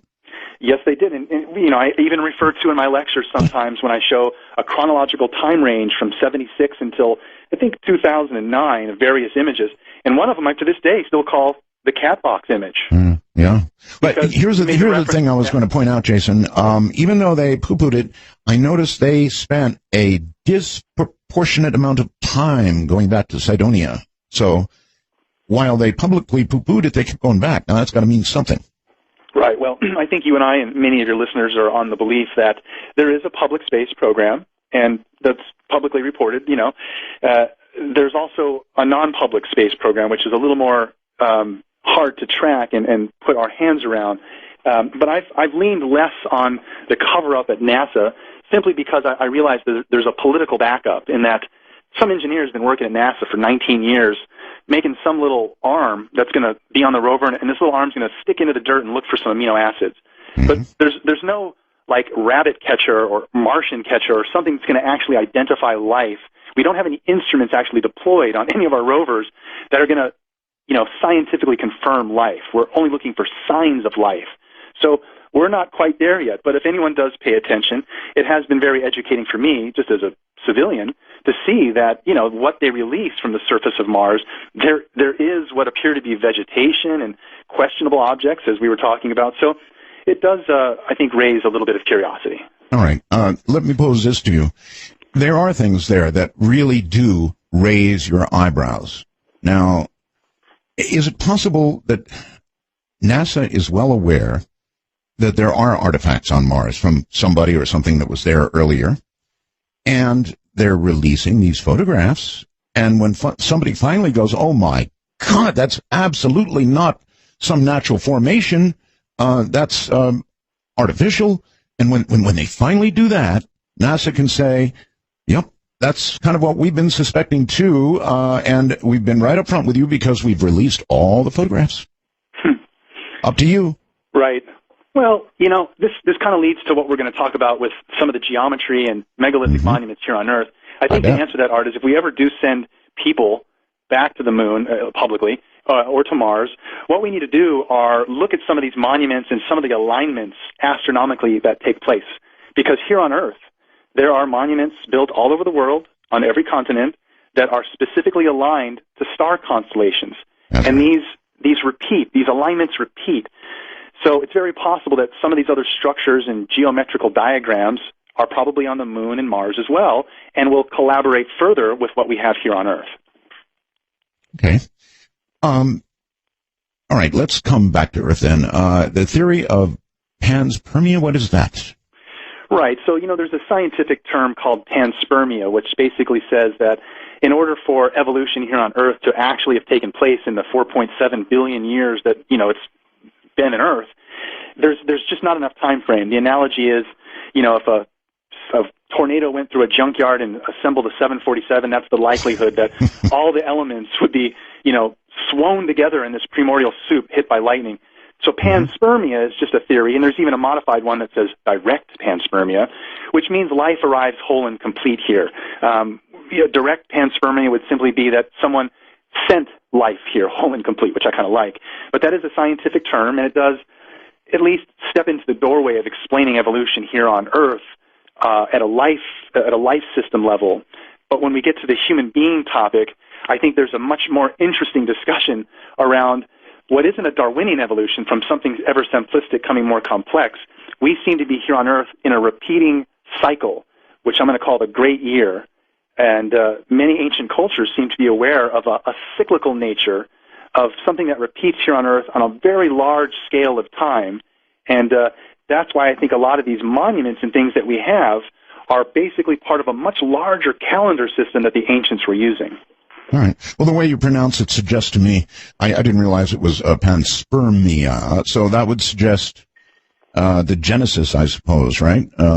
Yes. Yes, okay.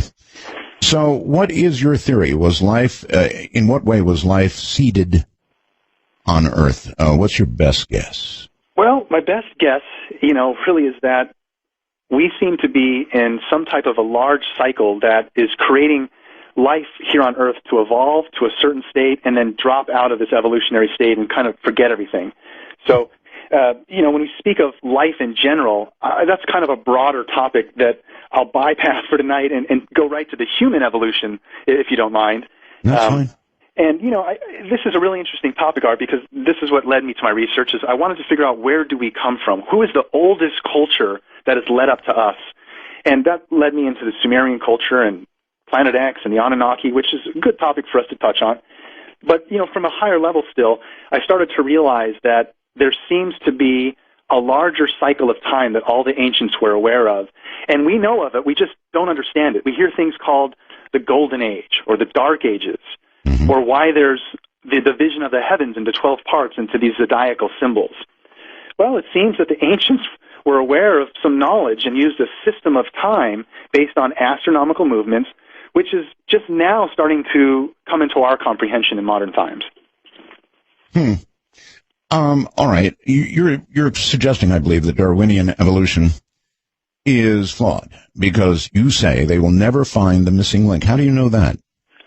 Right. Well, Darwinian evolution is, I think, this view that everything simple is going to become ever more complex. So if we go further and further back into our history, we should pretty much just find more simple cultures and tribes. And then into the future, we're just going to become super advanced. What I'm seeing is actually that's not the case. It seems that there's a cycle here on Earth that is repeating, and it's a large cycle that lasts around 24,000 years. Now, a lot of the ancient cultures made reference to the fact that there is this cycle.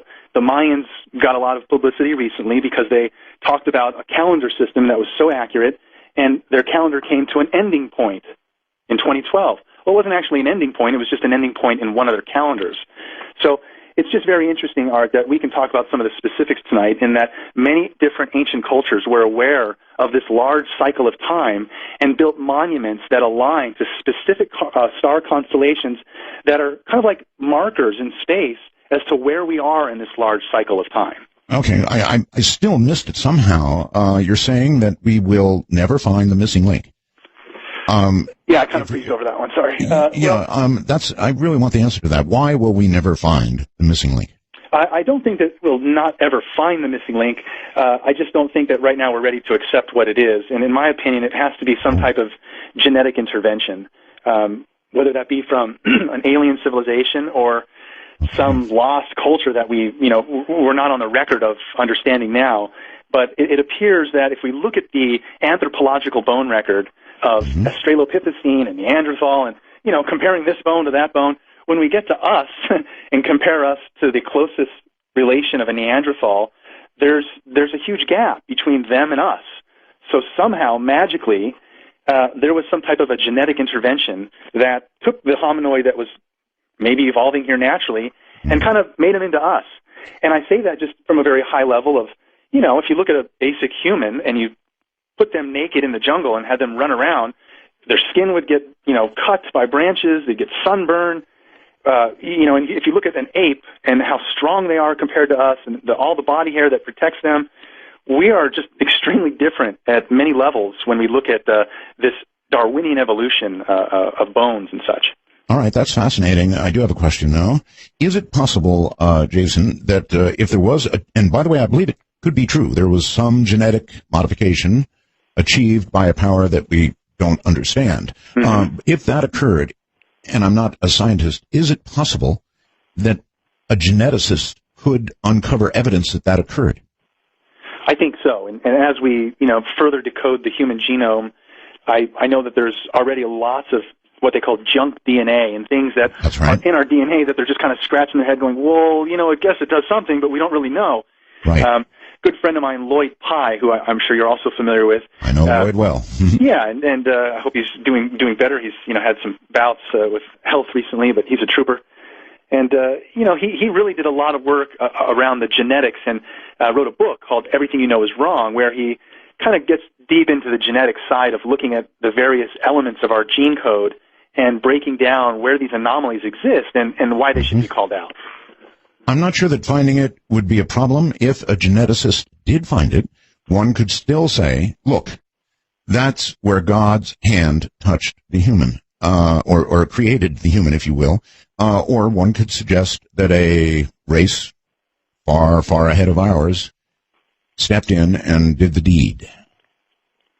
Yes, well, I guess only time will tell as we, our sciences advance more so that we can use various quantum computing here in the future, I guess, and do things where we can get a much more whole and complete view of our genetic code. And if we ever do get to interact with other, publicly, if we ever get to interact with other life forms of intelligence, then there might be very interesting DNA samples from them that we can compare. But right now, it's all kind of a door shut. There aren't any aliens. No one's willing to cross that line scientifically.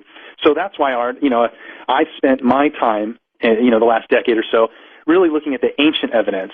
All the modern things with aliens and even our genetics and science and stuff, it's very interesting. But what we do have is just a wealth of information from all these ancient cultures and the things that they went to great lengths to communicate to us, which we now think of mainly as mythology, really deserve another eye in looking at that evidence and saying, well, all these things that have happened in the past that we think are mythology, as our sciences kind of start to merge more with what's possible in the science fiction realm, I think we can see that some of the stuff in the past starts to raise people's eyebrows a little bit more and pay attention when we look at, various structures and understand that the architecture and building skills that went into some of these monuments is very intriguing. Okay. All right. Did you see the series After Man, I think it was called, where they showed 100 years after man was gone from the planet, 1,000 million, I don't think 10 so. million? Too bad, because it showed what would happen to, for example, American architecture. Our buildings, everything that is man, would virtually disappear given enough years. And that sort of fits into what we're going to be talking about. Yeah, and that makes sense. And, we get left with just a random piece of an artifact or tablets or texts, or tales. And so art, for me, some of these ancient cultures, it's really interesting to see how they've played out scenarios in even more recent times that people can relate to that allows us to look further back in the past. And let me give you an example. I know you've heard the term cargo cult. So I have. Yeah, and so for your audience, in like World War I, World War II, when we first started flying U.S. troops over Australia and Africa, and we landed in certain rural areas where, you know, a tribesman had never seen a white man or they'd never seen a biplane and technology. You know, soldier gets out, lights up a cigarette, and holds out a voice recorder and records the Aboriginal's voice and plays it back to him. The Aboriginals are freaking out. They're like, wow, this is like a god, you know, and the ship that he came in, what is this? So even as recently as World War I and World War II, we see it playing out that when the soldiers left, and I should also mention, every now and then the soldier camps would get drop shipments, like a cargo plane flies over and just drops a bag of goods. Sometimes that bag of goods would land in the middle of a tribe instead of the camp, and they'd crack it open and find all these things falling from the sky, and they'd be like, oh, you know. So when the soldiers left, a lot of these... Coke bottle, for example. Right, exactly. Yeah, like that funny movie. Let me tell you just a very brief story. I went up into communist China with Bob Crane and his wife, and this was years and years ago, just after it kind of opened. And we went into some small villages, and Bob Crane's wife is a blonde. And I'm telling you, Jason, people came out of their homes in these little towns and just stood and stared in almost disbelief. You know, they hadn't seen Westerners, and a Westerner with blonde hair, that's big time. So it's kind of like that in a way. I mean, they were so isolated that they were just amazed to see it. See Westerners, see blonde hair. Yeah. I'm sorry to interrupt you. Go ahead. Just wanted to squeeze out that analogy before I get it. What was simply that the cargo cult is that, you know, when the soldiers left, the Aboriginals started to scrape out runways, made straw models of aircraft, and started to kind of worship these as items, hoping to entice the soldiers to come back. And so, are you referring now to the runways down in Peru, that kind of thing? Well, not really. I mean, that's a different set of circumstances, but just in general, the idea of a cargo cult, even in recent times, we see how greatly it affects these Aboriginals. So when we look back into the past, places like Bolivia and Peru and South America, we see these very clear attempts to communicate to whatever must have been in the sky at that time. And the paradox there is that none of the civilizations that were human at that time had hot air balloons or gliders or any type of flight, yet they were clearly communicating to people in the sky. Okay. Clearly. I mean, you sound pretty sure about that. Well, you know, when we look in, for instance, Peru, you know, where the Nazca lines are, since we bring that up, we have that wonderful figure of El Astronato carved into a mountainside, and he's kind of, you know, there waving hi to anybody that would see him. And any of those structures in Peru, like the runways, or what really intrigued me are actually in the foothills, some of the mountains right in that range in Bolivia, we find very large geometric patterns. And you can't see any of these. You can't see El Astronato or any of the Nazca figurines, as most people know, unless you're in the sky in some type of conveyance that allows you to be above the surface of the ground. Yes. So, you know, for me, Art, I thought it was really interesting that, you know, there are various descriptions in even more recent times of how ancient people handle this, but it starts to get really interesting, and this kind of ties into what you just said with your Bob Crane's wife. What's also very interesting in studying a lot of these South American cultures, these are all mostly dark-haired people, dark-skinned,